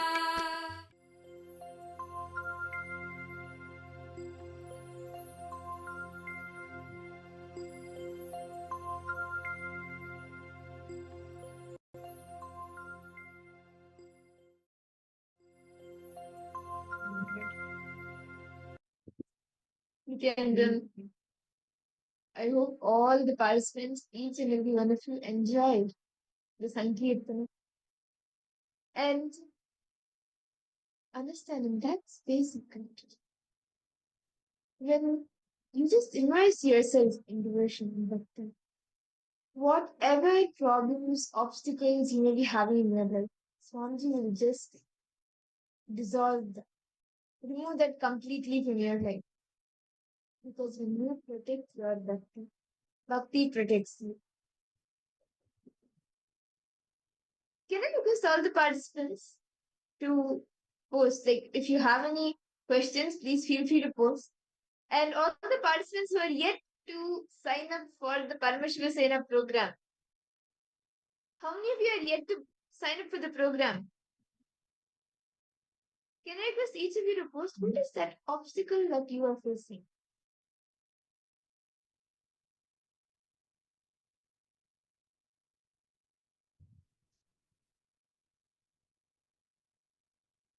And Pavanaya, it's very good that you're almost there.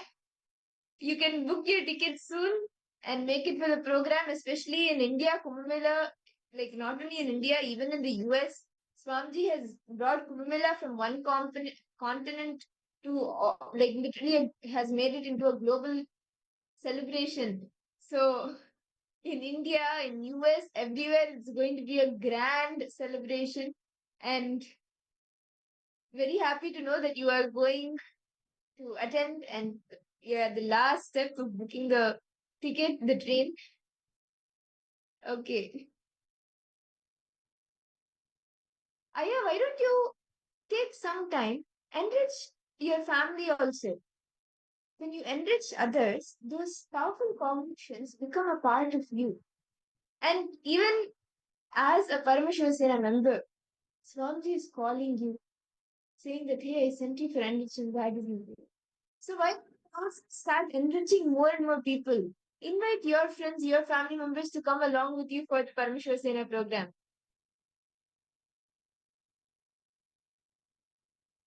Ma Jean Ramasamy, Nithyanandam, welcome. Ma Joy, Nithyanandam, Ma Yvonne, Nithyanandam, and Ma Deborah, Nithyanandam to you too. Okay, so Ma Jean Ramasamy, you are saying money is the obstacle, right?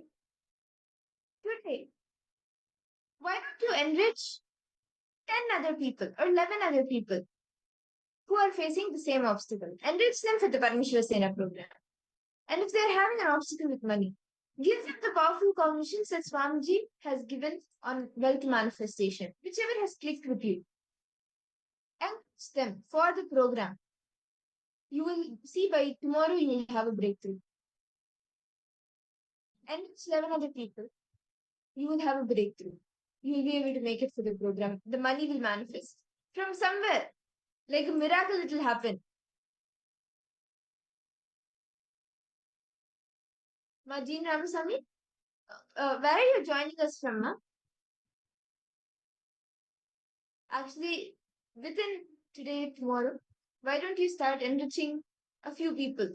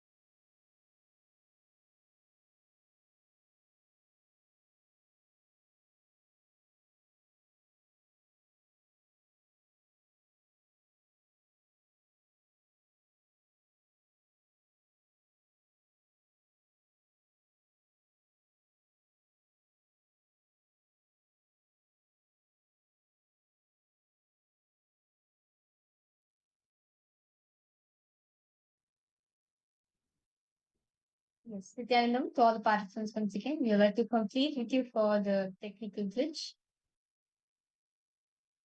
So as I was sharing earlier, Marji, why don't you enrich in the next few hours and maybe even tomorrow?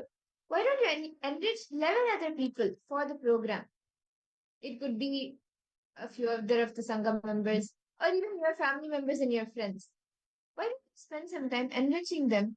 You will have, okay, you're joining us from Guadalupe. Ma, why don't you enrich few others from the Guadalupe Sangha or the entire Guadalupe Sangha? Why don't you enrich each and every one of them to join the Paramashivoham program? When you enrich 11 other people, those same powerful cognitions will become a part of you. And when the powerful cognitions become a part of you, those same powerful cognitions will manifest on the outside, which will attract wealth. Because what you cognize and what you believe is what manifests. Wealth is an extension of you. So enrich few other people, 11 other people, enrich them. The entire Guadalupe Sangha also you can enrich. You will have a breakthrough, you'll be able to make it to the program. Whereas Swamiji says that one of the ways, if you want to get rid yourself of any obstacles in your life, start enriching. When you enrich, right? When you enrich continuously, like when you enrich 11 more people that in the Paramashivoham program, you will see the 12th person you will manifest come for Paramashivoham program. Pavana, of course, today, even though surrendering to Swamiji's feet is so enriching a possibility, somehow I want to try and carry some weight. Otherwise, Swamiji does everything for us tirelessly. Yes, Sayya, definitely. That's what Swamiji says. The only thing I ask you to do is just enrich others. When you enrich, right, you'll actually get clarity in it. Swamiji says very beautifully. If you want someone, right, if you want to call someone for Parapuja or even for Sevas or anything, you convince yourself as your being. Yourself is a first person. You are listening to yourself first. Your being listens to your decisions first. So only we trigger good in you. You then we trigger the Guru Bhakti on the other person. Simply, when the conviction of you attend the Paramashivoham program is urgent, it is intensity for you. When you have the conviction, same way, the other person's conviction also gets shifted as life is a mirror. That person in front of you is a mirror. Whatever carrying in your inner space, he simply reflects. Yes, Nithyananda, Ma, you won't? Welcome, Mama. Are you joining us for a Paramashivoham program?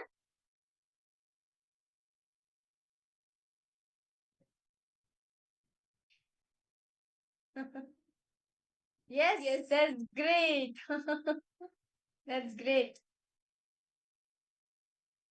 So I understanding Pavana here. See, even you're thinking that you want to carry some weight also. No, it is even then even Swamiji only. Swamiji's grace and blessings only you can manifest that. When you take your steps towards Swamiji, he will take thousands of steps towards you. So whatever steps you take, you just be integrated and authentic in that. Whatever steps you take, whatever responsibilities you take, you just be integrated and authentic in that. Swamiji will shower you with much more. And about the weight, right? You just, whatever responsibility it is, you just be integrated and authentic to it without any fakeness. The rest, Swamiji will take care.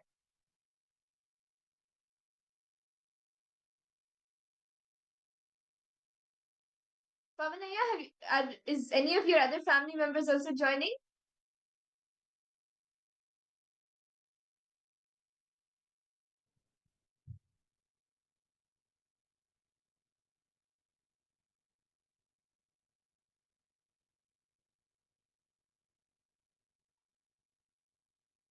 We're trying to convince them.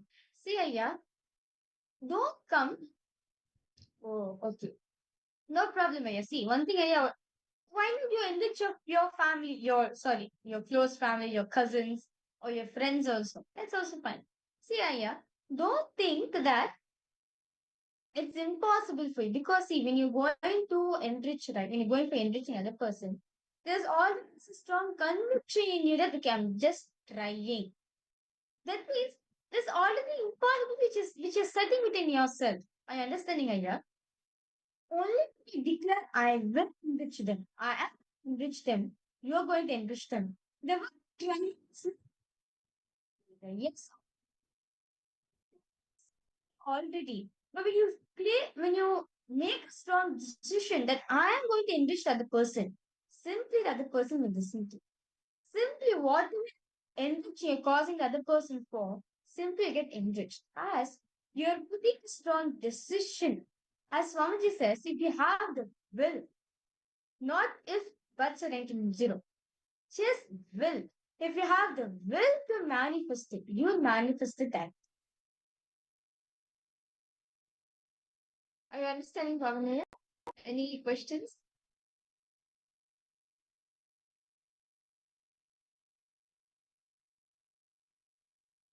Nithyananda, Ma Sorojoplish, welcome, Ma. Ma Anandeshwari, Nithyanandam to you. We'd like to welcome all the participants who are newly joining for the program. Nithyanandam, welcome for all of you. Ma, why don't you enrich even your friends and your family members and even the other Sangha members in Singapore and Malaysia?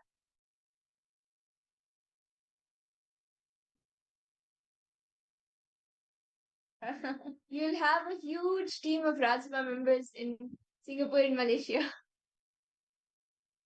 And it'll be like so many ambassadors, so many extensions of Swamiji in Singapore and in Malaysia and all around the world, going from one place to another, enriching, enriching, and enriching, being his own extensions.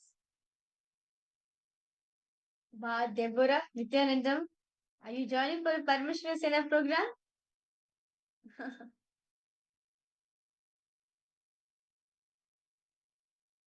Yes.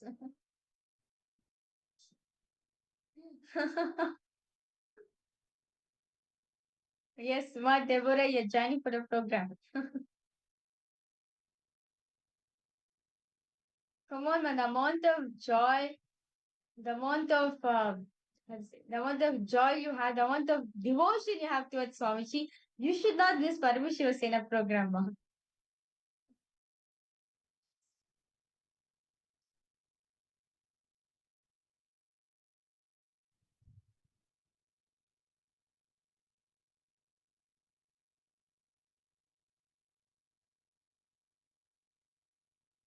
Any questions? Any of the other participants, you're interested, but you are facing some obstacle in joining for the program. It's starting in 10 days. Don't wait till the last moment. Take a jump now. What is the obstacle that you're facing? And what is the is your intention clear that yes, I want to manifest the Paramashivoham Sena program. I want to become Swamiji's ambassador. Yes. Ma Deborah, I request you if you can just type out on the chat whatever you're saying because yes, because we have muted all Zoom, so that's why we will not be able to all the participants will not be able to listen or hear what you're saying. If you want to share anything, you can definitely post in the chat section. Yes, Pavan, go ahead. If you have a question, go ahead and ask. No problem. Ma Sophia Yingzi, Nithyanandam, ma, welcome. Ma Rajeshwari PS, Nithyanandam. Ma Rajeshwari, are you attending the program in India, ma? The Paramashivoham Sena program?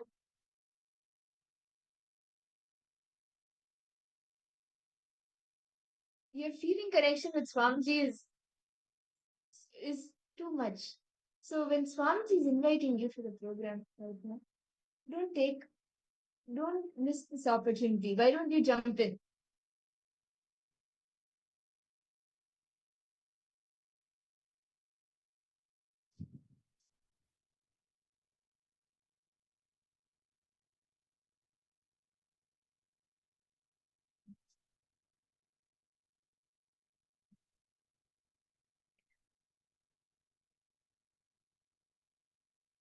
Okay, Pavanaya, you posted a message.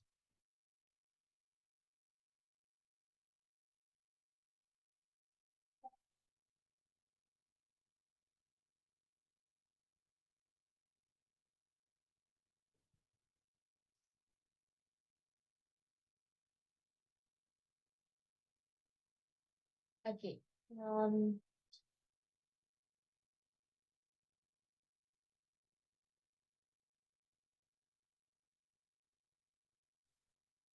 Yes, we see a few messages from some of the participants. We're just going through them.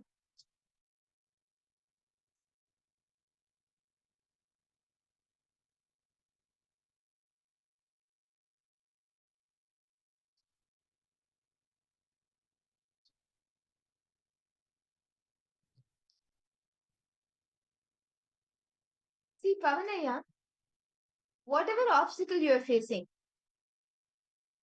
in the Paramashivoham program, you will have a breakthrough.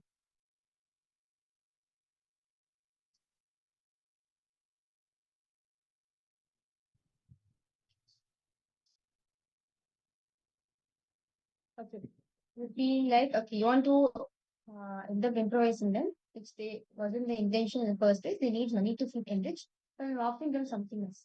See, we have Pavanaya. See, first foremost thing you need to understand that, see, what they're experiencing in your life, right?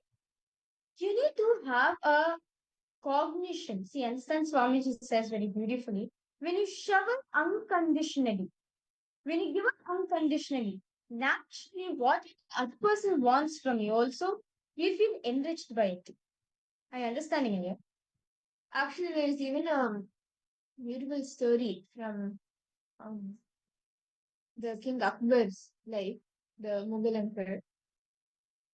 So one day, Akbar and Birbal is King Akbar's one of the ministers. So both of them were walking and they passed the sandalwood tree. And the sandalwood cutter was there, he was cutting a tree. But on this day, the king felt like hanging the sandalwood tree cutter. And he told Birbal, like, I feel like hanging this man, I don't know why. And they continued to walk and they went.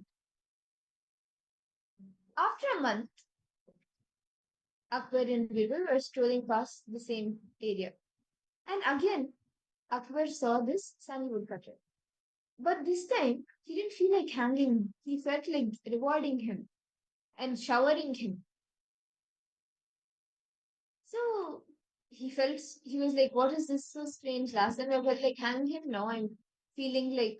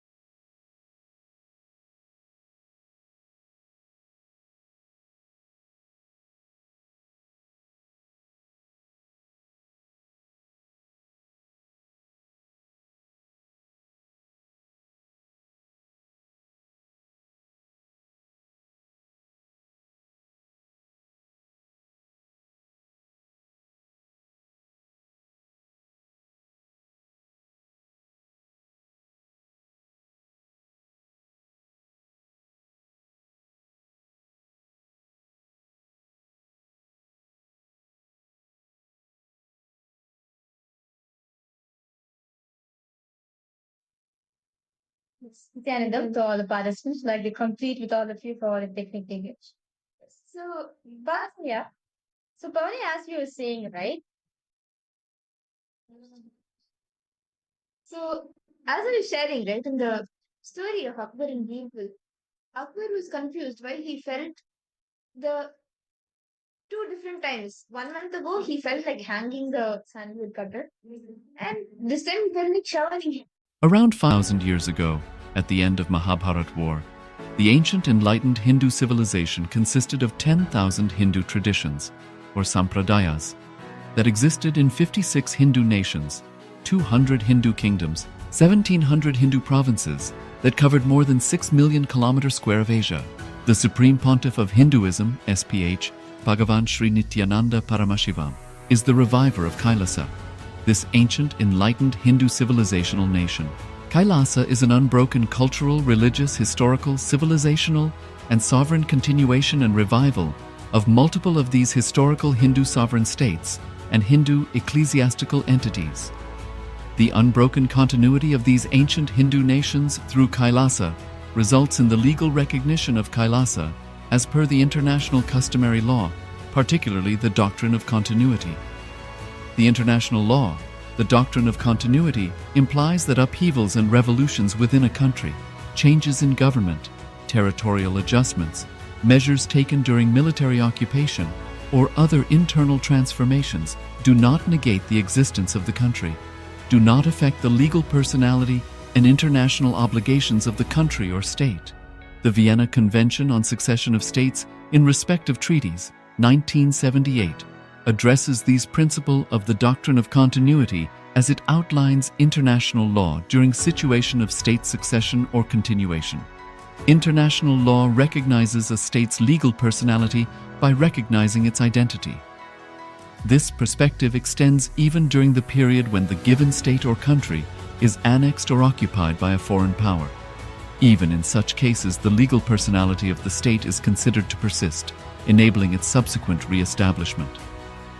Historical examples dating back to the 18th century include cases like Portugal and Genoa that were re-established after the Vienna Congress of 1815.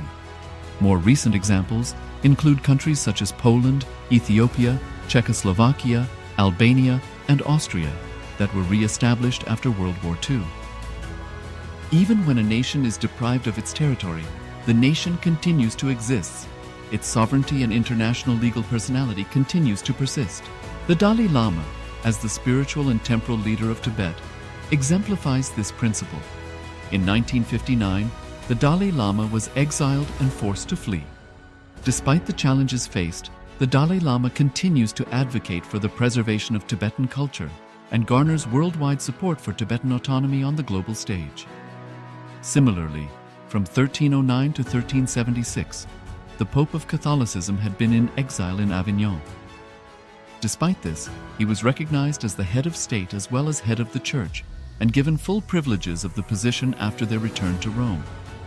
Even in 1861, much of the papal territories had been lost, leaving the Pope with no sovereign territory other than the papal residence and related buildings. Yet his temporal powers were still acknowledged. He was recognized as a head of state, and later, the Lateran Treaty of 1929 formally re-established papal sovereignty over the Vatican City. The Sovereign Order of Malta further exemplifies this principle, retaining international recognition as a sovereign entity despite the permanent loss of their territory upon Napoleon's invasion in June 1798. Despite such permanent loss of territory, the sovereignty and the international legal personality of the Sovereign Order of Malta continue to persist. Much later in 1894, the order settled in Rome and acquired two properties, the Magistral Palace and the Magistral Villa that received extraterritorial status. Today, the order maintains diplomatic relations with 112 countries, issues its own diplomatic passports, currency, stamps, and vehicle registration plates, and has been granted observer status in the United Nations. All these examples of state re-establishment illustrate the principle of continuity of states, as per international law, that a state's legal personality persists over time. A nation continues to exist even after a complete loss of territory. A far more striking example is of the oceanic countries, which are under the threat of their entire nation being drowned and submerged due to rising sea levels owing to global warming. In response to such existential threat of climate change, Pacific Island nations, including Tuvalu, have enacted constitutional amendments and made international declarations affirming that their nation and their sovereign rights will continue to persist, despite their entire territory being lost to the sea. This proactive stance is highlighted in the Constitution of Tuvalu Act 2023 and the Pacific Islands Forum Declaration of 2021. The Supreme Pontiff of Hinduism, Bhagavan Sri Nithyananda Paramashivoham, through the line of succession is the present 203rd Emperor of the Hindu Sovereign Kingdom of Surangi Samrajya. He was crowned on the 31st of December 2004 at the age of 26. Thus, by very same principles of the doctrine of continuity, through which the international legal personality of Portugal, Genoa, Poland, Ethiopia, Czechoslovakia, Albania, Austria, Vatican, Tibet, Sovereign Order of Malta, and several other nations has been recognized despite having undergone a period of exile, annexation, occupation by a foreign power, or despite loss of territory. The SPH Nithyananda Paramashivoham, through well-established legal and historical facts about the Hindu sovereign state of the Surangi Samrajyam, derives all sovereign rights and powers of the royal lineage of the Surangi Samrajyam as its 203rd sovereign emperor from his inheritance and continuation of the unbroken succession of the kingdom of Surya Vamsa Surangi Samrajyam Sarvanapitha. Surya Vamsa Surangi Samrajyam, through unification with 20 other sovereign Hindu states and sovereign ecclesiastical, historical entities, became part of the United States of KAILASA, which thus became a sovereign, independent juridical state, with the SPH Nithyananda Paramashivoham as the sovereign. Just as how the oceanic nations like Tuvalu have safeguarded their sovereignty from the existential threat of total submersion by amending their constitution and asserting that their sovereignty will persist regardless of the loss of their territory, KAILASA, which is a sovereign continuation of 21 sovereign Hindu states and sovereign ecclesiastical historical entities, is also reviving and continuing the Kumari Kandam Hindu nations that got submerged. As per the doctrine of continuity, these facts imply that the Kailasa's statehood is recognized by international law and manifests as a natural outcome of well-established historical legal facts. Share your time, talent, and treasure. Become part of Kailasa. Sign up as an eCitizen https://kailasa.ecitizen.info.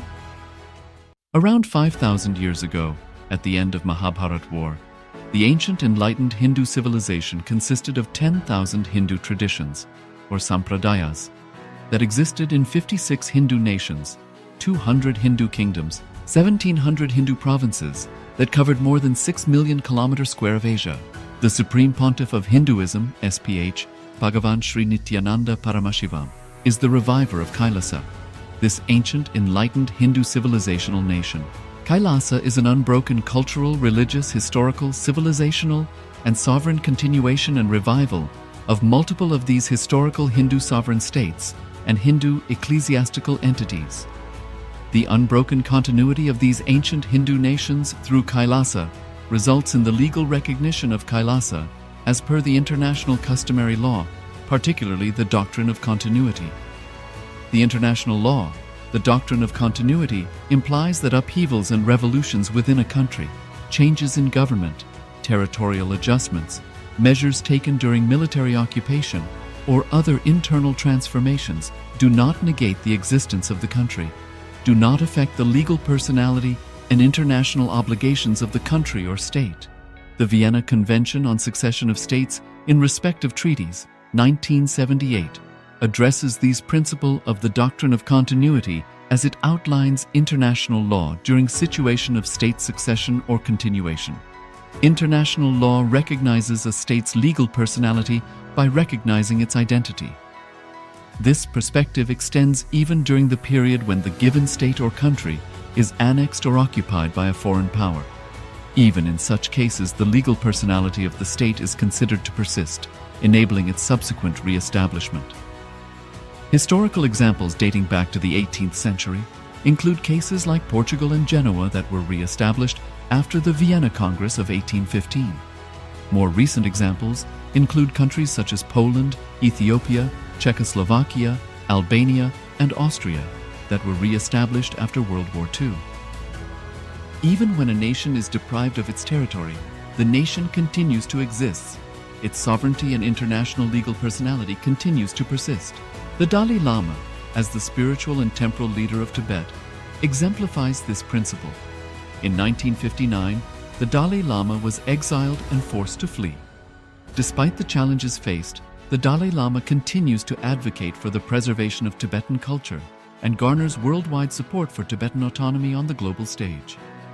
Similarly, from 1309 to 1376, the Pope of Catholicism had been in exile in Avignon.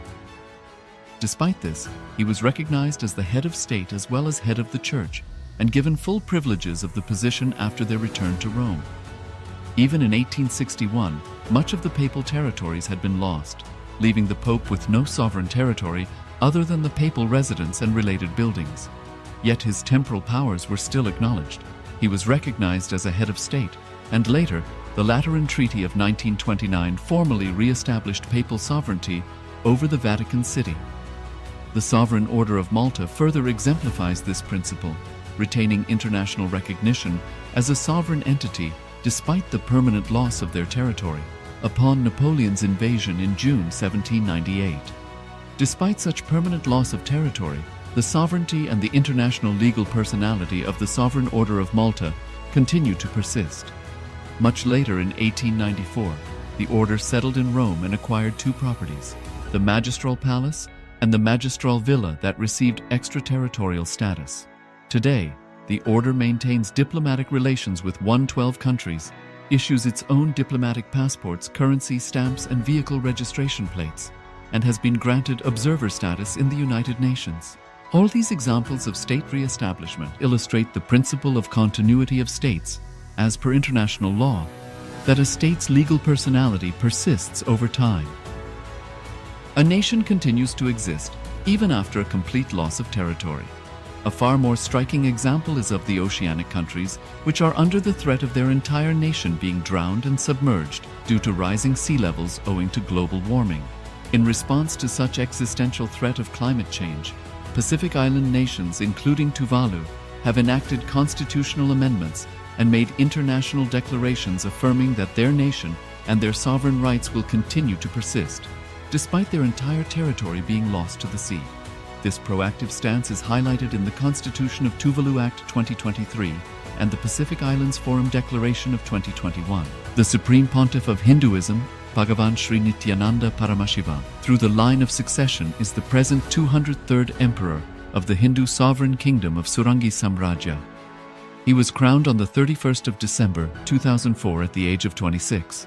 Thus, by very same principles of the doctrine of continuity, through which the international legal personality of Portugal, Genoa, Poland, Ethiopia, Czechoslovakia, Albania, Austria, Vatican, Tibet, Sovereign Order of Malta, and several other nations has been recognized despite having undergone a period of exile, annexation, occupation by a foreign power, or despite loss of territory.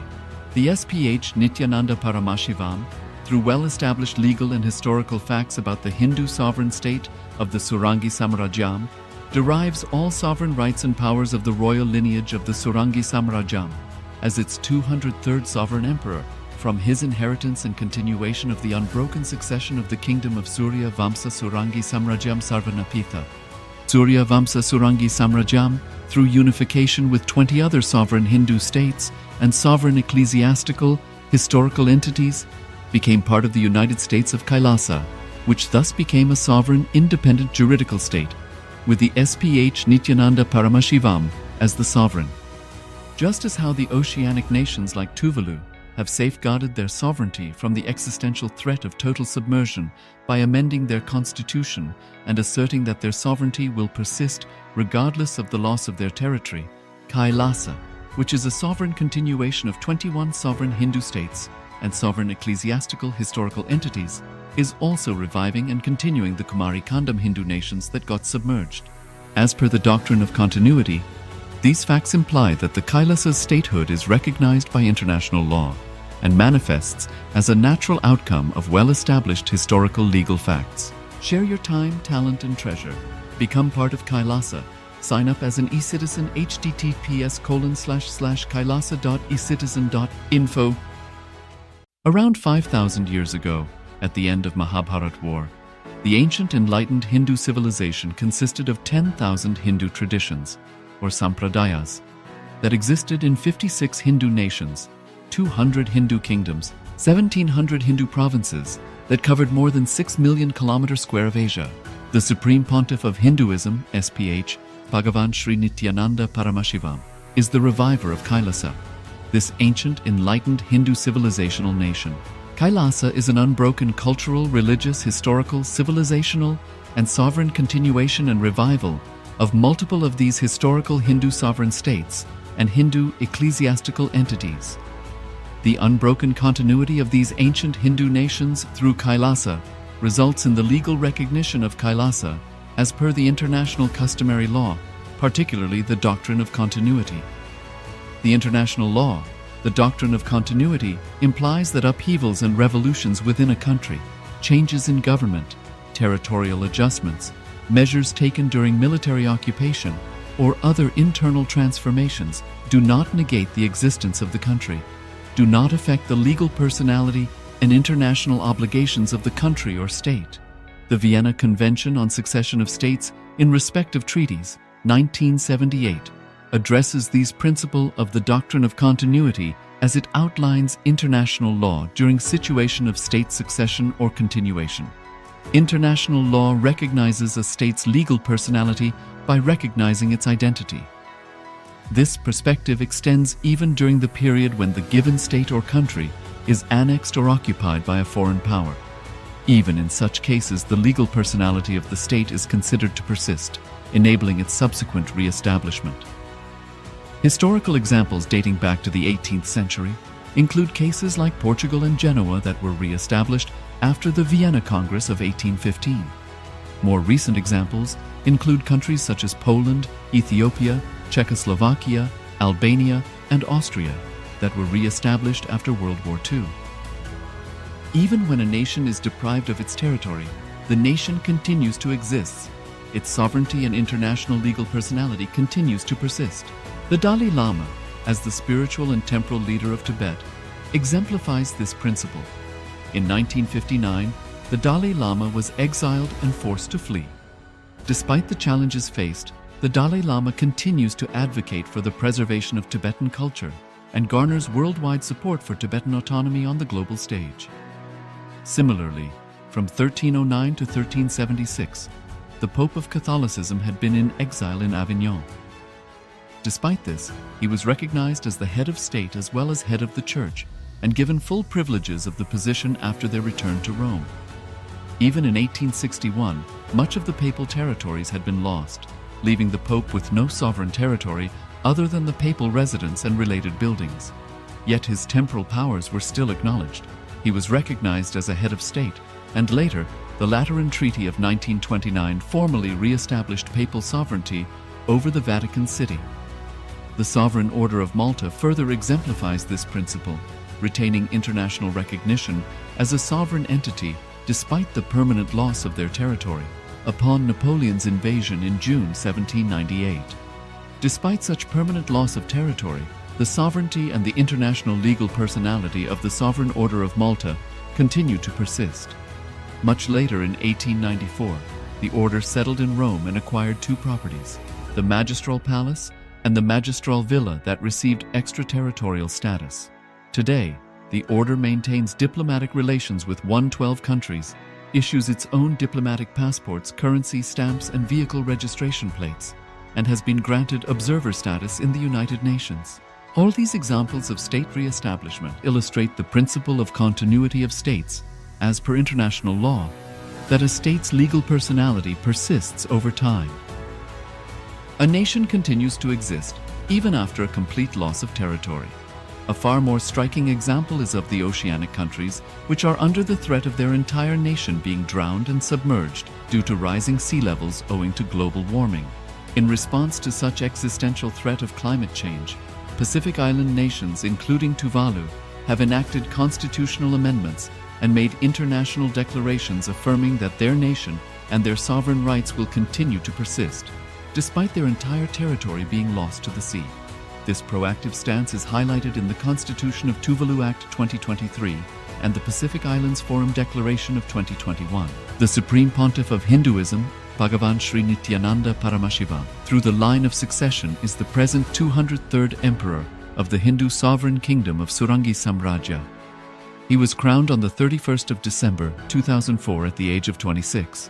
Thus, by very same principles of the doctrine of continuity, through which the international legal personality of Portugal, Genoa, Poland, Ethiopia, Czechoslovakia, Albania, Austria, Vatican, Tibet, Sovereign Order of Malta, and several other nations has been recognized despite having undergone a period of exile, annexation, occupation by a foreign power, or despite loss of territory.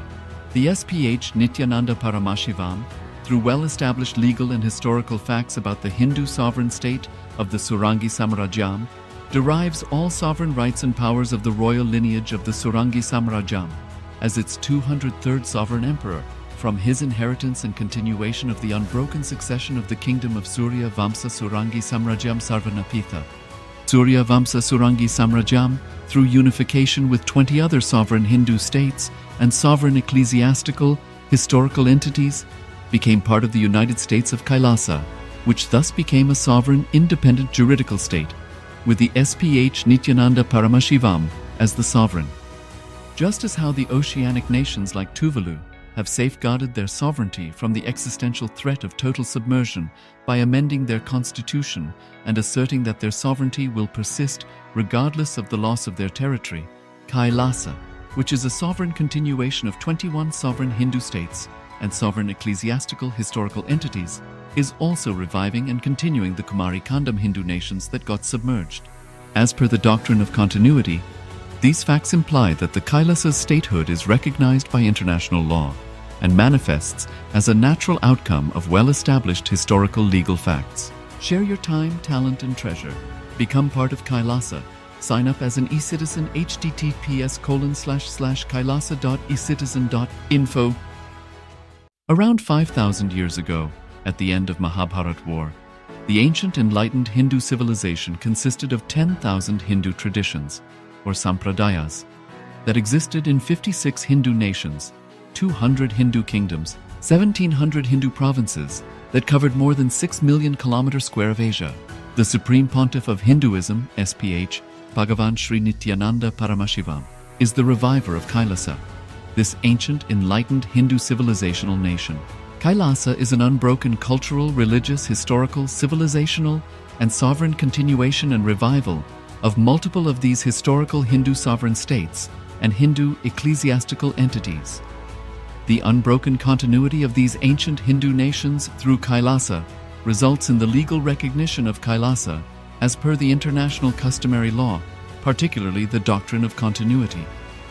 The international law, the doctrine of continuity, implies that upheavals and revolutions within a country, changes in government, territorial adjustments, measures taken during military occupation, or other internal transformations do not negate the existence of the country, do not affect the legal personality and international obligations of the country or state.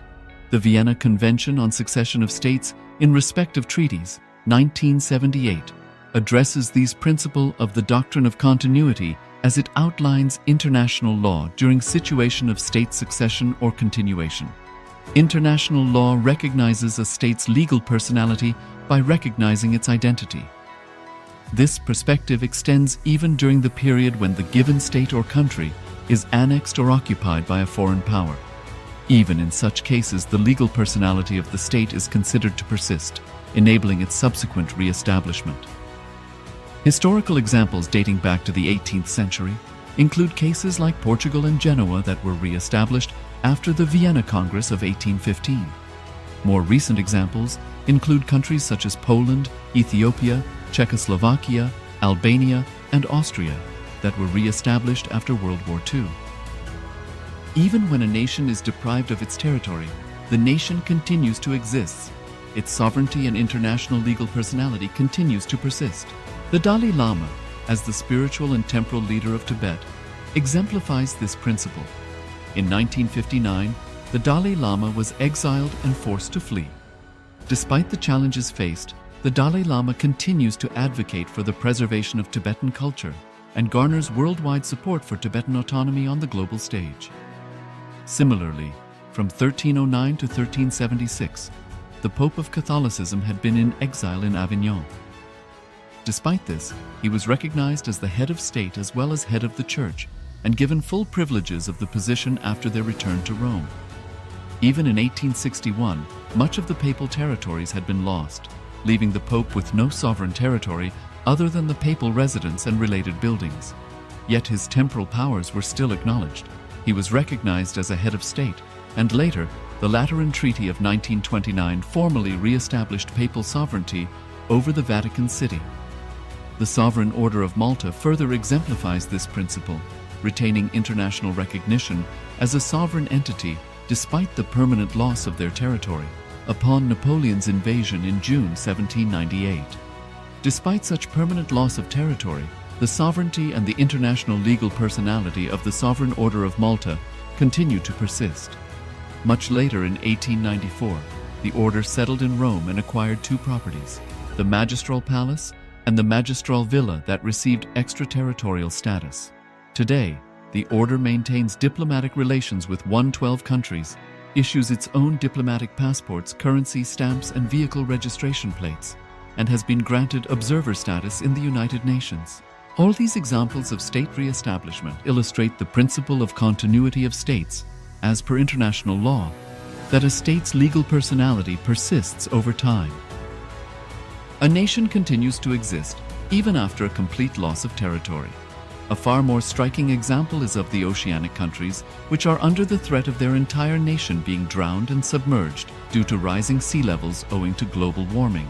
In response to such existential threat of climate change, Pacific Island nations, including Tuvalu, have enacted constitutional amendments and made international declarations affirming that their nation and their sovereign rights will continue to persist, despite their entire territory being lost to the sea.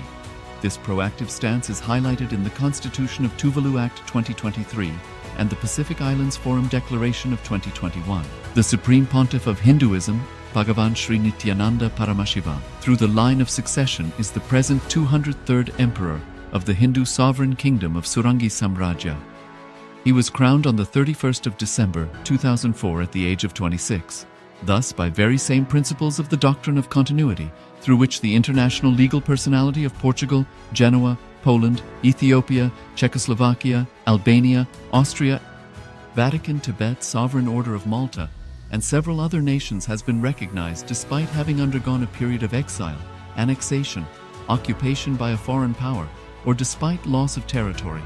The SPH Nithyananda Paramashivoham, through well-established legal and historical facts about the Hindu sovereign state of the Surangi Samrajyam, derives all sovereign rights and powers of the royal lineage of the Surangi Samrajyam as its 203rd sovereign emperor from his inheritance and continuation of the unbroken succession of the kingdom of Surya Vamsa Surangi Samrajyam Sarvanapitha.